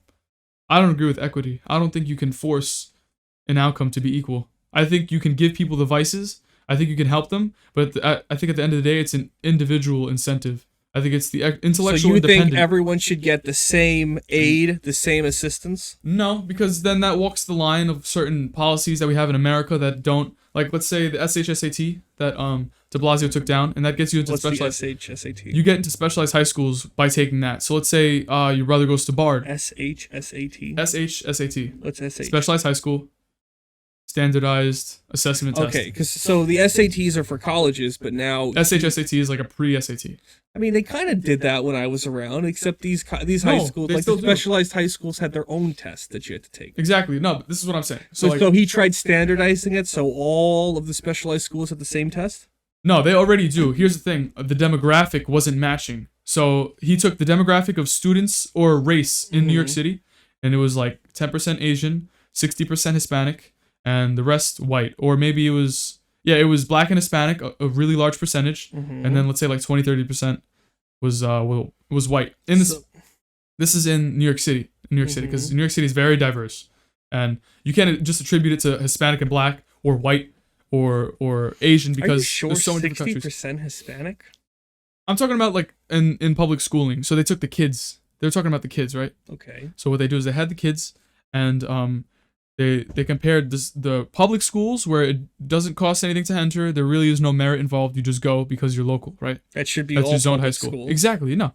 And then there's kids who want to reach above and beyond on their own merit to earn into a specialized high school. And the 10% that was Asian in public high schools showed for 60% of specialized high school body. I can 100% believe that. And that's merit based.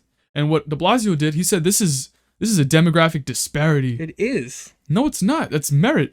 They earned It's it. a public school, meaning it Not public. receives public specialized, right? Yes, exactly. So it's a public school that receives public funding, So that you- has to subscribe to the public school regulations. It does, but here's the issue with that. He was going to lower the incoming Asian community. He was to increase. Colleges do this, by the way. Exactly, I know. They were. But you have no problem with colleges doing this. No, I definitely have a problem with that. I'm just using this example because it was the first one I thought of, and I researched it. So so what he was doing, like he's trying. Basically, what you have to do is you have to stop a certain amount of Asian people from coming in to allow more black and Hispanic, to allow more white, because the Asians were so dominant in their own merit because they were doing so well that they had to suffer.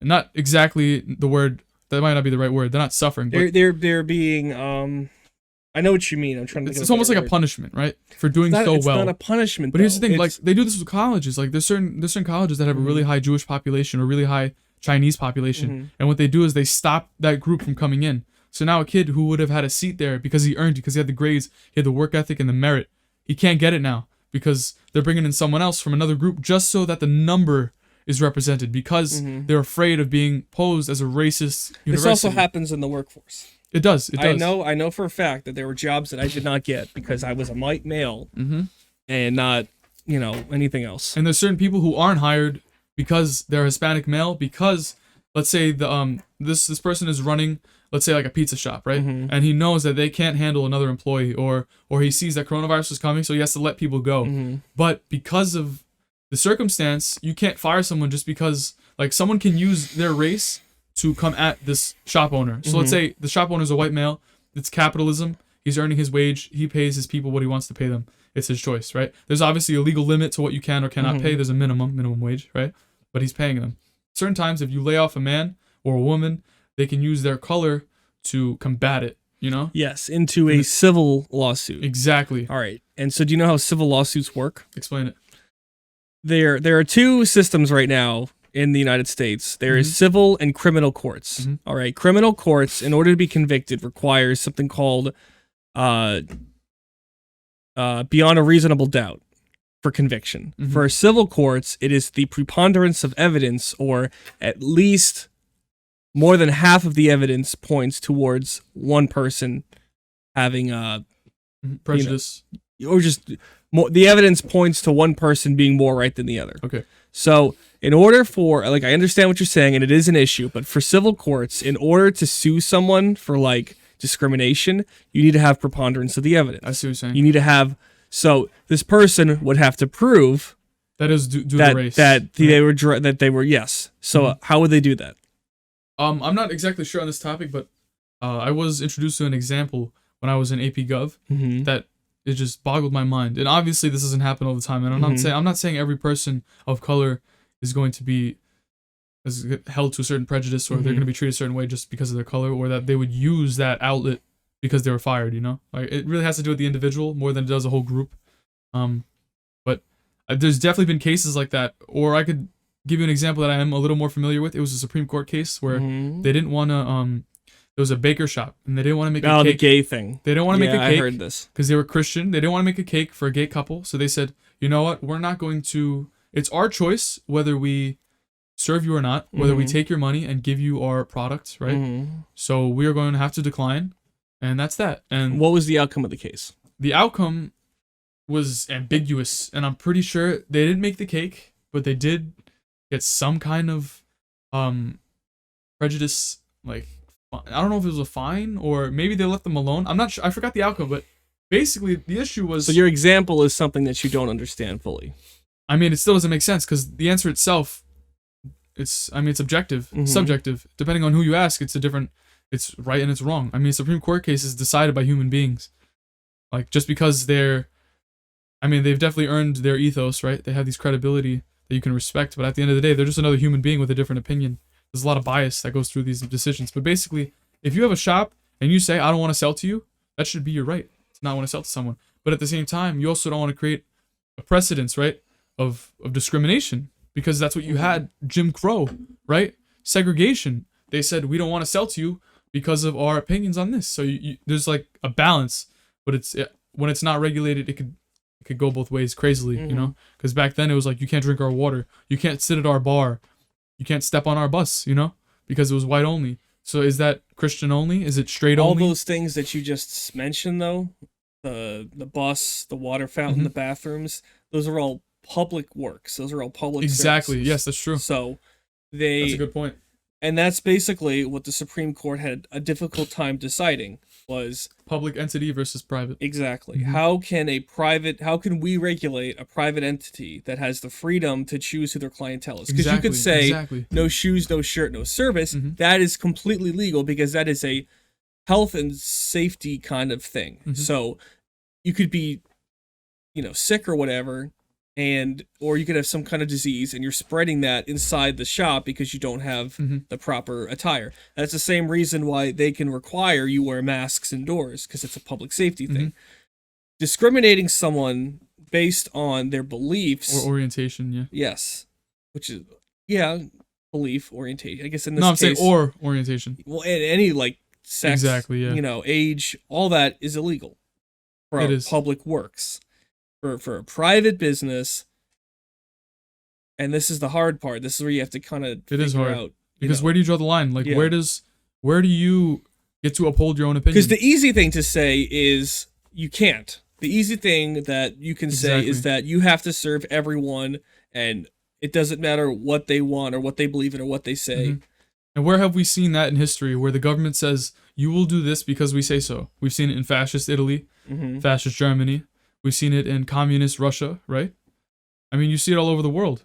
And it's like these small steps. I feel like the mask alone is a symbol of how far the government can go in terms of limiting your freedom. I'm not going to lie. I completely agree with you that in a way, the government telling you have to do something is kind of messed up. But at the same time, I've seen the effects of what happens when you don't do it. So I'm glad we have your perspective. This is a double-edged sword for me. Because believe me, I am a pro Second Amendment guy. I hate what New York City has done to gun ownership. Exactly. I do not like strong government. I don't like how much money we spend on certain services. And it's funny because I'm in the military. Or sorry, I was in the military. I've experienced what it's like. And I do agree that some of the shit that we spend money on is absurd. Like, you know our tanks that we use? We use the M1 Abrams tank. And there's like several different versions of it. The Marines use one version, the Army uses another. The Marines actually just disbanded their last tank battalion because they have no reason. The commandant claims that there's no reason for tanks anymore. They're going to focus more on like shore side engagement, so from ship to shore, where tanks are not as needed, because you have like close range artillery support, you have missiles, you have fighter jets that could do all the heavy destruction work that tanks usually do. Army also doesn't need all these tanks, but Congress, because they have contracts with the company that produces the tank, I don't remember off the top of my head who makes GM, maybe.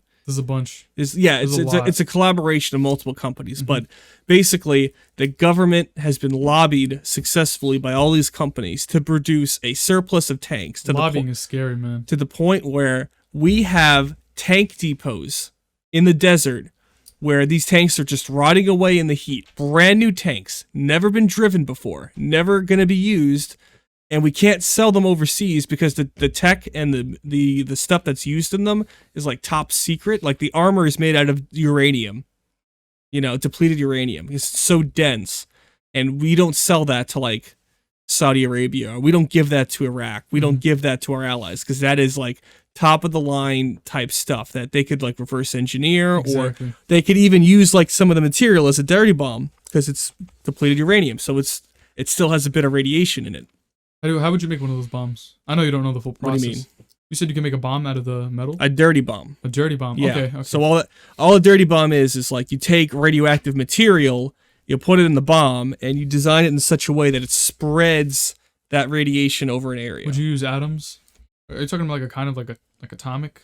No, right? No, it's not atomic. That would be a nuclear weapon. This is a dirty Okay. bomb. This is terrorism level stuff. This isn't like Didn't something just happen in Nashville with a? They said it might have been a suicide bomber. Oh, I don't know what happened in Nashville. I haven't heard anything. I saw footage on it, but I don't watch the news. Mm-hmm. But one thing I saw was like in Nashville, there was like buildings on fire, like with like the lower, like the street levels. Mm-hmm. There was like mass destruction. I got it. Maybe how like long a ago? block? How long ago? 2 days ago? I've never heard of it. I'll have to check it out. Maybe yesterday. Yeah.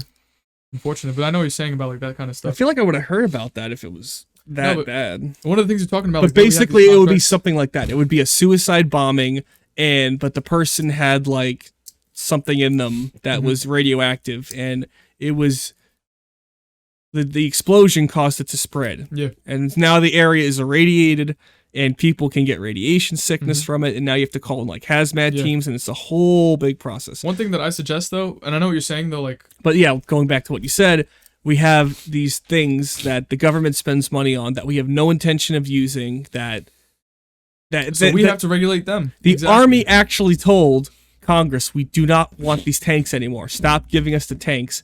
They were taken to court, and the courts decided that U.S. Army cannot tell the government what they can and cannot spend money on. If the government says you're using this, you need to use it. So, isn't it funny? You could have all these ranks of command, but the one with the highest power is the politician. Isn't that crazy? It's the bizarre. the one with the pen is mightier, because the pen is mightier than the. But not even the sword. necessarily, because it's not even like the politicians have a choice. Because a lot of, in the end of the day, yes, they do have a choice. They choose whether or not to pass bills or to give funding or whatever. But there's so much incentive otherwise, because there's lobbying. Yes. There's an individual incentive. There's group incentive. There's polarized incentive, where it's just for parties, stuff like that. And that is why I do not like politicians. And I think career work. Politicians is but there's disgusting. I know local politicians who are honorable men and women. Like who? Holden. Ryan Barnwell. I've met Bob Holden once, and wasn't very positive. What happened? I don't even know if I want to talk about it, just because he's like the local politician, and it's reflecting on something. I mean, it's an accurate. Here's the thing: I don't believe in slander. I don't think you should bash anyone. But if you have feedback, a human being, I don't have proof that this happened, and it concerns stuff that I'm still part of. So I don't. Also, it's like medical dispatch. Well, this is what I'm saying. I think as a human being in your local community is not only your job, it's not only your right, but it's more of like, I feel like your duty to your fellow community members. Well, it's not even like he did something wrong. You should still be able to express it. I don't like what he did. How it was handled? It felt, whatever happened, it felt more like he just wanted the public relations. He had no intention of actually. If you can. If there's nothing restricting you from walking me through it, I don't see why you don't talk about it. Because like, as a fellow community member, you're allowing us to know about our politicians. I mean, well, it's nothing bad. It's just the way he acted. It's your honest opinion. Then let's hear it. I want to hear. Just that the way he acted, it felt more like he cared more about his public image than he cared about actually, helping people. So here's the thing: if this gets heard, I would see it as a positive, because. But I'm saying this is anecdotal. I've only seen him once. Okay. I don't know his policies. I don't know Exactly. anything else about him besides. But that just was your one experience thing. that you're Yeah. sharing. Exactly. And so like I'll say like I don't want my one instance that I had to reflect him that way. because Exactly. for all I know, like I know for a fact that he has done or he has sponsored heart heart checkups. Like in Juniper Valley Park, he had trucks pull up and do heart monitoring, like I remember that. EKGs. I saw it on Facebook. Yeah, and to help people out. I know that he's had like talks about like gun safety and violence against minority groups. Mhm. He's done that. I know that he's done like all this stuff to help out like local businesses, and he's done like fundraisers and all that kind of stuff. But I was not part of any of that. The one thing that I saw and I experienced with him that had nothing to do with PR, like no newspaper reported on it, no whatever tried to spin a story on it. The one thing that I saw him do was like that one thing, What is this thing? that where it felt like what he was doing was just to to give get context. attention. I mean, feedback is very important. Mm-hmm. The more detail you give, the better. Because I mean, like, it could be very constructive. So if he hears this one day, potentially, right? No, that's fine. But potentially, hypothetically, right? It could also be used for him to change his approach. Maybe he'll learn to change. Maybe he'll say, I disagree with Antonio. I'm gonna keep doing what I'm doing. Feedback is important though. People are so afraid to give feedback that it's like no one's honest anymore. If it's your opinion, if you want to say what happened, because I'm pretty sure you do want to say what happened. It's nothing serious, man. Okay, I'm just then, saying, like literally, it's just like he rolled up, took a bunch of pictures, he shook hands. I've had that like, before, but not with him. I had that with Elizabeth Crowley, and I was talking about another. Yeah, podcast. like I've never been with Elizabeth Crowley. We were doing a food drive, and everyone was helping out. What, did she just show up? At the photo op at the end. Yeah. So she showed up at the end. She wasn't at the food drive, right?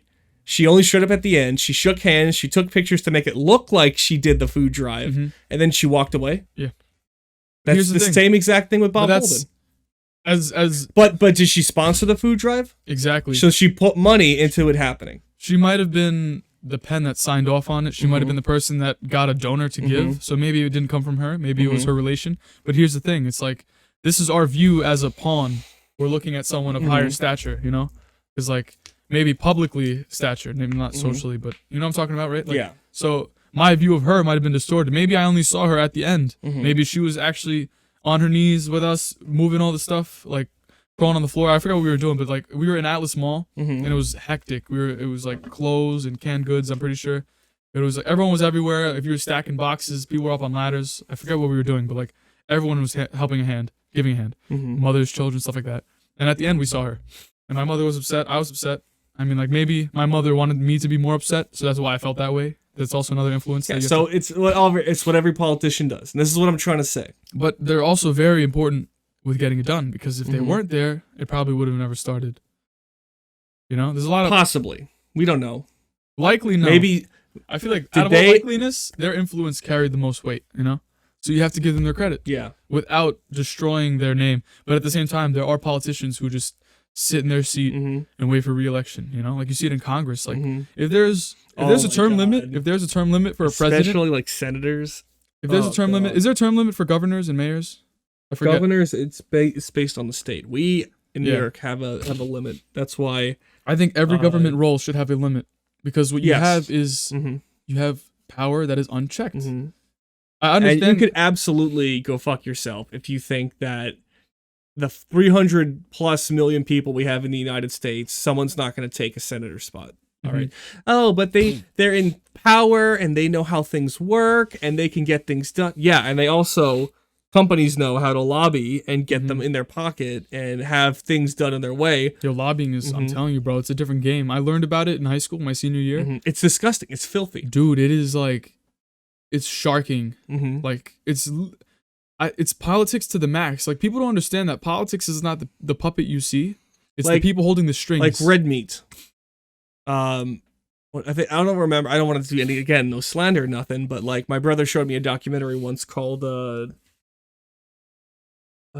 Is it about the Food process Inc. of meat? Food Inc. or something. Yes. I've heard about that. It's like a pro-vegan kind of thing. And like there's a lot of shit in there that I don't agree with. And the ending was absurd where they're like, yeah, look at all these people. They had cancer and the doctor gave them 2 months to live and then they went vegan and now His 8 life months has later. changed. Yeah, and it's like, fuck off. Like that's not how that works. No, there's But- definitely organic experiences that are like life-changing, but continue. Yeah, but like it's not gonna cure cancer, bro. Like Some people it has. Continue though. all right, maybe I gotta do my research then. But like the ending I've seen it. was just filthy in that documentary. But the thing I'm trying to say is, at one point in the documentary, they mention, I don't remember which organization. I don't know if it's the USDA, the AHA. You know, like the people in charge of dieting and like public health and safety regarding food. Somebody at some point put red meat as something that's heart healthy on like their list of things to eat. You know, if you have like high cholesterol or if you have bad whatever, they put on the list, like specifically for your heart, like red meat will help with that. And that is absolutely not true. Yeah, Red meat It's the opposite. is not good if you have heart conditions because it's promotes cholesterol. It has lots of like fats and stuff that do not help with your heart. And the documentary person contacted the AHA. I don't remember if it's the AHA, the American Heart Association, or the USDA or whatever it was, but they called like the local representatives, they tried to hold meetings, they tried to interview, they tried to like reach out to someone to understand why is it that red meat is part of this group of heart healthy foods when it obviously, you know, with evidence, documentation, like you could talk to doctors and they will say red meat's not a good choice. Because of the lobbying, right? The Yes, incentive with it's the somewhat- capitalists. There's a corporation out there somewhere said, we will give you money if you put this on the list Dude, of things. big pharma. I mean, that's the best example I could think of besides the military. Like, That's another filthy thing. talk about government justifying something because it's one hand washes the other. There's an incentive there. Because if you legitimize one group, if you give them the right to do what they're doing and continue it, and you profit off it, who's there to tell you no? Because government, that's the one thing I'm saying. Like, you have to watch out for these small little movements forward, whether even if it's a mask, and I understand there's a really good purpose behind it. As much as the government regulates you and constrains you, you have to be a citizen and do the same thing back. You have to regulate the government. Sometimes you have to stand up for a personal right or something that might be minor. Like, I understand not wearing a mask is not exactly intuitive, you know, because like you're gonna harm people around you, but at the same time, there's a very libertarian aspect. It is also an issue of understanding what you're doing. You know, like if you put a mask on, you're not protecting yourself Exactly. necessarily.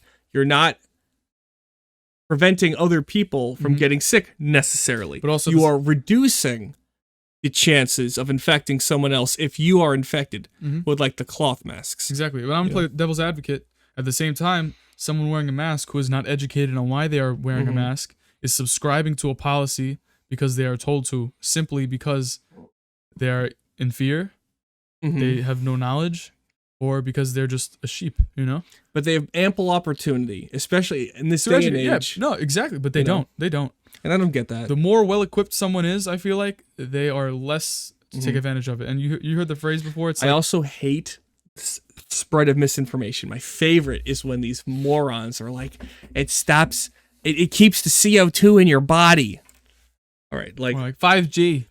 that's another thing. But like, just think about it. Have 5G internet. Have you ever, with your eyes, seen a CO2 molecule? No, it's impossible, right? Yes, it is microscopic. When you take one of your cloth masks, hold it to the light, you will see with your eyes little holes in the mask. That light comes out and you could see it. Okay, so you can visually see the light. That means CO2 the holes. is definitely traveling through. Yes. Okay. The point of the masks is to prevent or reduce the amount of water droplets that come out of your mouth when you exhale or when you talk. Okay. It doesn't keep CO2 in. Also, you would need a perfect seal around your whole mouth in order to prevent gas from escaping. And the cloth masks that people are wearing do not create a perfect seal. Okay. Air escapes on the sides, air escapes on the top and the bottom because it's not sealed to your face. Well, what you're saying, like people not educating themselves, I think it aligns with the principle that like Hard times create hard people. Hard people yes. create good times. Yep. Good times create soft people. Mhm. Soft people create hard times. Yes, You know, I completely subscribe to that idea. and it's cyclical. You know, just Mhm. it's just the circle that it's the walk of life, Mhm. the circle of life that we see every generation. Like we're gonna watch it happen with our generation, because I feel like we are that generation. You know why? It's because we're privileged. That's the negative sides of privilege. We, Because we have are so the much soft generation. that we don't use it. Because when you have less, you make more. Mhm. When you have more, you appreciate less. You know what I'm saying? Mhm. It's a simple principle, but it applies to so much. And we see that with government. We see that with education. Like, really, we have phones, cell phones. I mean, like, we're zooming and all that stuff. Very lazy. We can access. We have Take a step back there, buddy. Zooming people is not necessarily laziness. That could be. No, I'm saying like being on Zoom when you're like. So for me particularly, I could Mhm. admit that when I'm on Zoom, I'm lazy as hell. You know, I What don't do do you my mean? work sometimes, or I'm just on my phone when the professor's talking. But I'm also involved at the same time. I'm just not gonna lie and I say see that I've what never you done mean. it. Okay, so like for classes, like Exactly. Zoom classes. In school now, cheating. Ah. Back then, I could respect cheating back in the day because cheating was hard. You know how easy it is? What? Listen to what I'm saying. Like nowadays we have a Pop-Tart. We have this thing that could just control our lives. We have Pop-Tart? information from around the globe Uh-huh. at our fingertip at any second. Mm-hmm. Yet we refuse to ingest not the correct information, but something conducive to a healthier lifestyle or a more educated human being or civilian. You know what I'm saying? And the problem with that is that it creates laziness. Back then, it was harder to cheat. I don't condone cheating. I think you should fail on your own merit, but I'm not going to lie like I've never cheated before, you know? But you have to admit that back then it was harder. It took more guts. It took more intuitiveness. Okay, but It you're took like more resource. romanticizing I'm the just saying idea it that took more you resource. go out of your way to not learn something and then to take a test to fraudulently show that you know something. No, I understand that. I know what you're saying. I'm not romanticizing. I'm just Now, saying the act alone is just more cowardly now. And I'm definitely guilty of it, you know? Yeah, but it's creating a softer... you almost make it sound like it's justified? You respect the people that did it before. I have less respect for the people who do it now. All right, okay, I can see that. You know what I'm saying? It's just too easy now, where it's ridiculous. Like, I mean, we have GPAs. Like, kids no longer take the SAT because you have to take it in a proctored room, and you can't have a proctored room with 3 students and have 3,000 kids take it. We used to take it in rooms with 35 kids in a small space. I have taken the SAT. So now you can't take the SAT because that's just done. So they stopped it for a while now. Unless you could take it somehow standardized at home, which they're figuring out, to accurately reflect without you cheating, without having the same answers as someone else, without being able to rely on the internet. It's very difficult. So what they're doing is they're just going GPA alone. And GPA is even easier to fucking fudge. You know why? Because you could copy someone's work. You could pay someone to do your work. Someone could be you on Zoom. I mean, it's just a million things that don't reflect who you are, but kids are playing the system. You know what it is? It's because kids nowadays are so good that they're lazy. It's like it takes so little effort to be good. Do you understand what I'm saying? Not to be good, but to succeed in this game, to learn the game. And I feel like it's also it's a double-edged sword because they're becoming more advanced. You know what I'm saying? Like they're learning the game. They're learning how to manipulate to the point where they don't have the input is so small for such a large output. You put in such little effort into such you could get a 4.0 GPA, you could get a 3.9, 3.7. I'm also going to say that with no effort. This is not permanent. This is not going to be the way it's not, but this is a stage for a lot of people that's very important.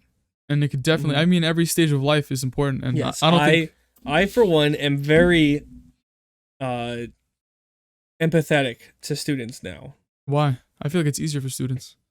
No, it's hard, like to learn, to okay, really with learn. Disability, yes, to learn. No, not even with disability. Just to learn in general? Just to learn in general. Absolutely. Because I think back to when I was in college and when I did my engineering classes, the amount of effort that I had to put in, the time I had to spend outside the classroom talking to professors and collaborating with fellow students. Absolutely. And like, I needed to be in a room with someone else, like using a whiteboard, because I am a visual learner. No, I'm not a visual learner. No? I'm a hands guy. I'm a hands-on, have to like... That's the way I am. Yeah, I would do the same thing, how something works. Yeah. And to sit there, because that's what annoyed me about my EMT class, was it was all online, except for the practical part, where you physically needed to be present.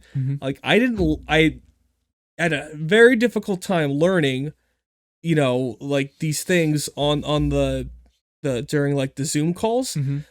And I would say, if it wasn't for the fact that I've been working on an ambulance for a year before I took this class, there would have been a ton of stuff that I would not have understood. I would have had trouble figuring out unless I already knew beforehand what it was. And just I wouldn't have been as good as I am now. Mhm. I'm not good. I just understand stuff because I've seen it firsthand and I've done it firsthand, So the idea that students need to go and do all of what I did, like at home without any help, without the help that I had, Very limited help. without the teacher input and the teacher assistance that I had, Mm-hmm. without like the one-on-one face-to-face contact, learning with your hands kind of. And I understand that there's not people that are tactile learners. That's with your hands. Yeah. There's people, like you said, that are visual learners, or that they're. I feel like those kind of complement each other because I'm a visual learner, but I also need to see it, but work with my hands while I do it. As you were saying though. But like it's very difficult. I understand what you're saying, and I had the same struggle myself. Like senior year of high school last year. It got cut short, but for the most part, 3/4 of the year, I was in my physics classroom, and I really enjoyed it. And it was a course that I loved because my teacher was really adamant about teaching. He was very hands-on, very visual. We do all these visual demonstrations of physics in the real world. And if I was struggling after class, me and my best friend were after school every day in that room. Sometimes we'd mess around, but I mean, like, for the most part, it was to learn. But that's part of the learning, is if you mess around and you have fun, then you're going to want to learn more. You want to come back again and again, Exactly. And if you look at the retention, we were coming there every single day after school. We would sometimes stay there till 5 p.m., sometimes 7. It was crazy. And, like, we got out at 12:30. That's how much time we spent in the school because we wanted to learn more and we enjoyed it. We had a lot of fun. But then when you come to Zoom, it's completely different. Because it's so hard to have that individualized, like that one-on-one. To even just learn or just ask how people work. You have to raise your hand. Sometimes in Zoom, they mute you and they don't let you unmute yourself. Yeah. Or if you have a question, this one professor I had, and it was a math teacher. If you interrupted him, he said you were compromising his classroom or you were taking over. This is my room. Yeah, we have some little dictators in our Zooms. Or you'd ask a question, and he would tell you, wait. And I'm like, no, this needs to be addressed now because I'm going to forget it later. And I'm really going to be lost. Because for me, I would interrupt my teacher all the time in math, but it was like a good interruption. It was like, oh, wait, can you go back, please? And you go back, And I was one of those kids that was like, every step of the way, I needed guidance because like I was going to get lost. That's how I am, especially with math. Like there's certain classes I can master, but there's ones I need someone to hold my hand, It's like, so what I would do is I would have an online tutor. Or I would go to Extra Help. This is on Zoom during college, and like it wasn't working. And I see why a lot of kids are going to the route of cheating and sacrificing their integrity because sometimes the input doesn't measure the output. And I don't agree with cheating, and I don't condone it. I'm not going to say it's a necessary evil, although it kind of is. But I'm saying like take the honorable route if it's something that you see that is fruitful. Like let's say you're taking a liberal art, and it's a class that you're never going to use again. It's BS. It's a waste of your time. I think you should do as much as you can. But if it's something that's really the focus of what you want to become, because like there's certain courses that you don't need, but there's certain courses that are the center. You should take those very serious, Because like there's BS that you can get away with BSing, and I'm gonna put it like that. Like you can get away with it. It's not the best route, but it's possible, And then there's certain things you need to take serious. And whether it was English, like certain courses that I knew were fundamental to my experience and my future, I would rather fail on my own merit. I would rather cheat on a certain test of a course that has nothing to do with my career, nothing to do with my identity, and I'd rather fail in a course that reflects something I like. You know what I'm saying? Or something that I particularly am interested in or am passionate about. I'd rather fail. So you can take it again? No, but see, I'll never come close to failing. There's always a route. No, I'm saying like you can come close, but like it's really in college right now. It's really just about handing things in on time. So like if you fail, it's just because you're lazy. There were a couple classes I took that, passing hinged on the final. But then again, that was just engineering. For me, I'm a lot different than you are. Like you're doing business, which isn't a real major. It's not. I want to go towards. I'm just you're kidding. Right. How can you teach a degree on business? I mean, like you can learn the ins and outs in certain terms. Yes. But at the same time, like having a degree in entrepreneurial. That's the same thing with engineering. Like, I hate when people are like, "Oh, well, why do I go to school? I learn things I don't ever use." As an engineer, from my degree, I am using 0% of what I learned in my current job. 0%. And your job is to collect oil, correct? My job is I'm an engineer on a ship. On a ship that collects oil. The license that I took, that license program, also I would say I've used 40% of what they taught me. The point of college is not to teach you how to do your job when you leave, for the most part. It is to give you a framework, a base plate to come back to learn how to do your job from once you get there. You know, so it's also a challenge to see whether you could handle a diverse amount of tasks. Because like you're not going to go to college where you just take all math, or go to college where you just do all English majors. Which is why, and I kind of understand, I kind of don't understand when people complain about gen ed classes. Like, because if I was an engineer and I only did engineering classes, I would have never done any history classes, any but you need those science classes, like it makes you well writing classes. You know? Yeah. And let me tell you, if there's one thing I've learned, engineers suck at spelling. Absolutely abysmal at spelling, writing, and just like report writing. Battery exhausted. Is that end? Is that it? The camera's dead. I didn't like the camera anyway. No? Yeah, you didn't like it? Yeah. You can keep going if you want. I would have preferred if you just do the audio, because you said podcast. Yeah, visual podcast. You didn't say visual podcast. You said I would podcast. like, if I was in the audience, I would love to see your beautiful face. No, I wouldn't. I would. No. I have not taken a picture of myself this year. Nice. My mom wanted to do like a family photo album. I was like, fuck that. I'm not going to be in it. You're going to have to do everyone else but me, because I literally do not have a picture of me from this year. Why? I'm not a picture guy. Take a Polaroid. Dude, you're going to be 80 one year. I don't do pictures. One day you're going to turn 80 years old. Why do I want to see what I look like when I was 25? No, you just got to not live in the moment all the time, but you have to appreciate where you're at. You know, just if I make a milestone, take a picture. I don't know. Surviving 2020 does not feel like a milestone. Well, maybe for some it's a milestone, but for me, as a 24-year-old dude who is still struggling to... I thought you were 25. Whatever. Do you not know your own age? I don't care. Nice. I legit, like, I'm not going to lie to you. Once I turn 21, I don't give a fuck. There you go. So... I hope I'm not the same way. Why? I don't know. No, maybe. No, I feel like I've hit that stage right now already. Like, just not caring. But about what? Your age? Once you hit 21 and you could, you know, in New York City, get alcohol and tobacco, like, why does it matter how old you are? You know, like... Isn't it funny how you could die at 17? We're not getting into this. Fighting for them. You can't vote till you're 18, or you can't drink till you're 21. How about you say... I mean, I guess it's gatekeeping. What is gatekeeping? I was going to say, how about you join the military before you complain about that shit, and you actually experience these things that you're talking about? But then I was like, that's gatekeeping. What is gatekeeping? That's like, you set a standard for people that they have to breach before they could do something. That's gatekeeping. So, for instance... it's like credentials almost. It's like, you can't say this until you've lived that. But it's less like that. It's more of like a really terrible example would be it's like the Star Wars fandom. For some reason, everyone talks about like these toxic Star Wars fans that gatekeep, meaning like, oh, you can't be a real fan unless you enjoy, you know, the original, or you've seen them or whatever. And it's like, yeah, but that's accurate. It's like, not really. Someone I know who just people watches Clone Wars is not going to have the same input as someone who watched the original trilogy. That's gatekeeping. But gatekeeping makes sense then.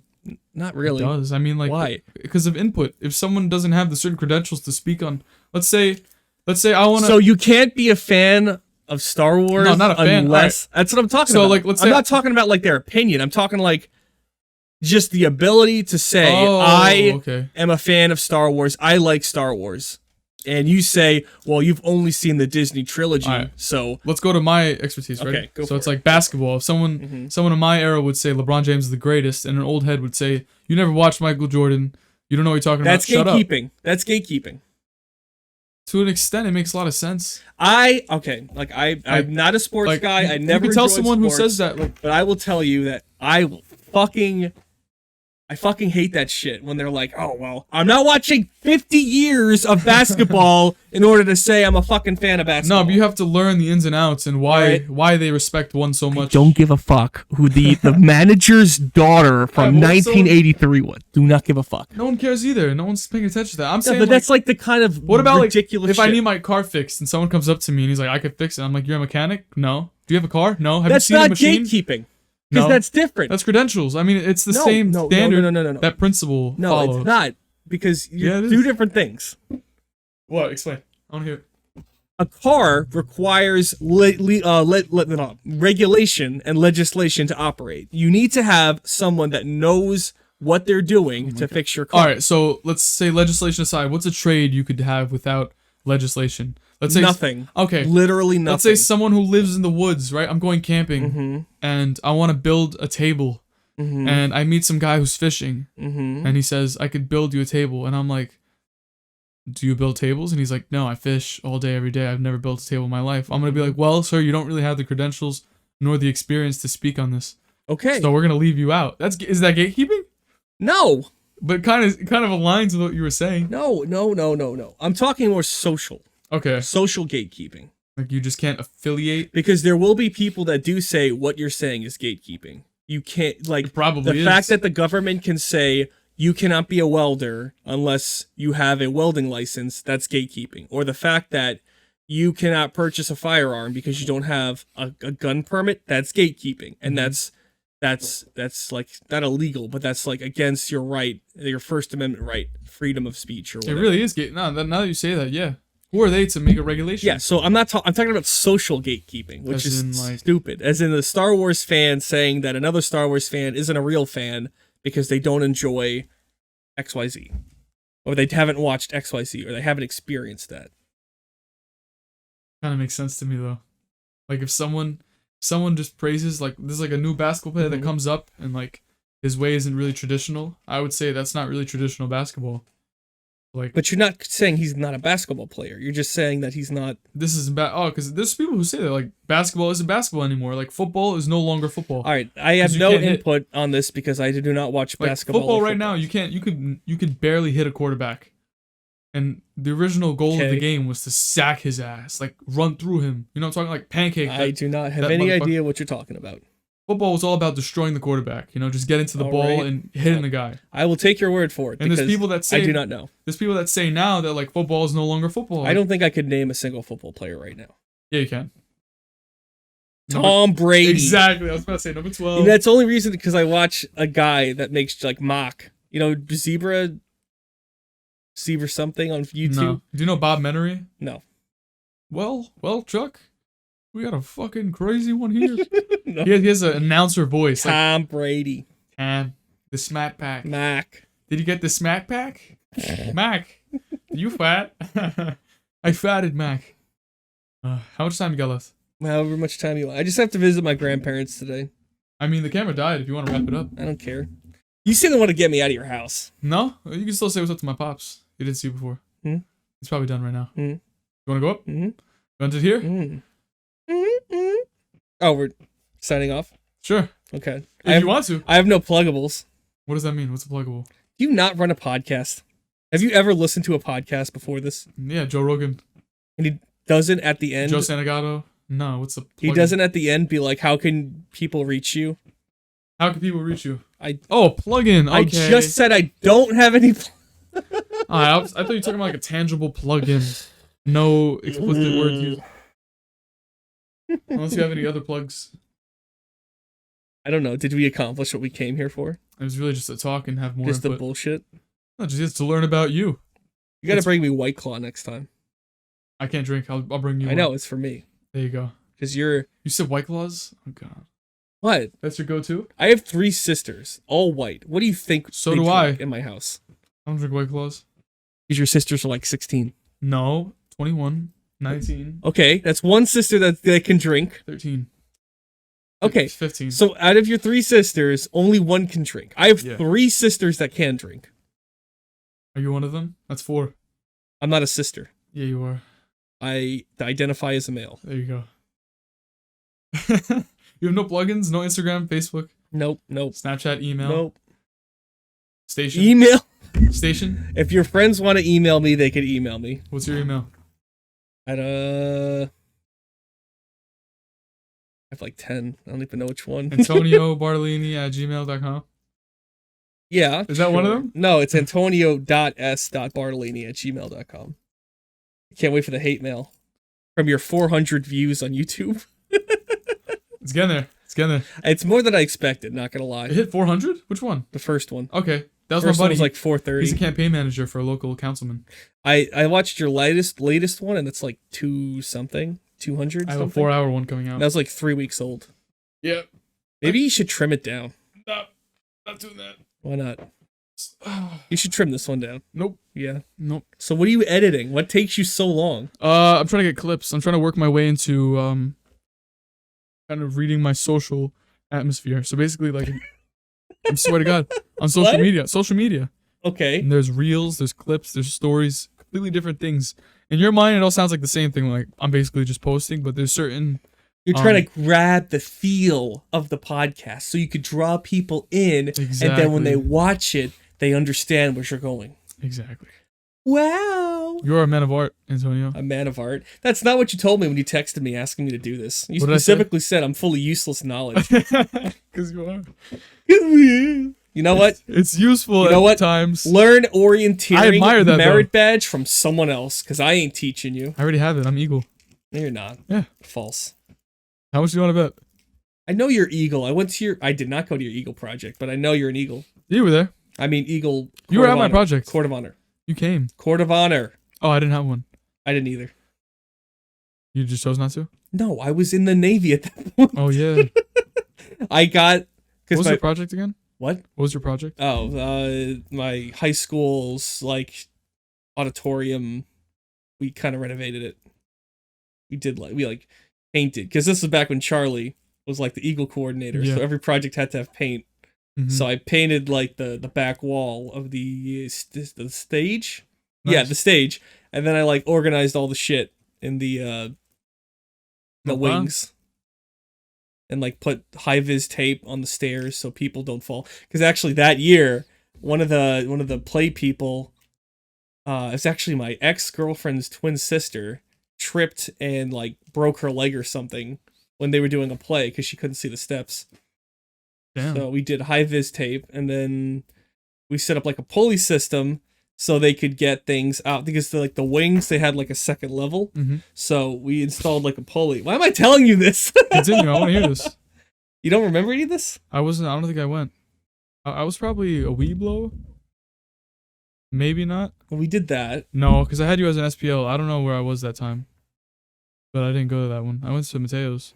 Unacceptable. Mateo's was like a dog park. Mm-hmm. That was okay. I remember my grandfather still talks about it. He's like, yeah, I sat at the dog park, and then I lent someone my pocket knife, and they broke it. It's like, what? I'm not surprised. Broken knives I've had. Dude, I lost one in the latrine. It was clipped on my belt loop, Mm-hmm. and I pulled my pants down to poop, and it just I had the same fell in thing. the fucking I had poop. the same thing happen to me in college, but it was my ID card, and my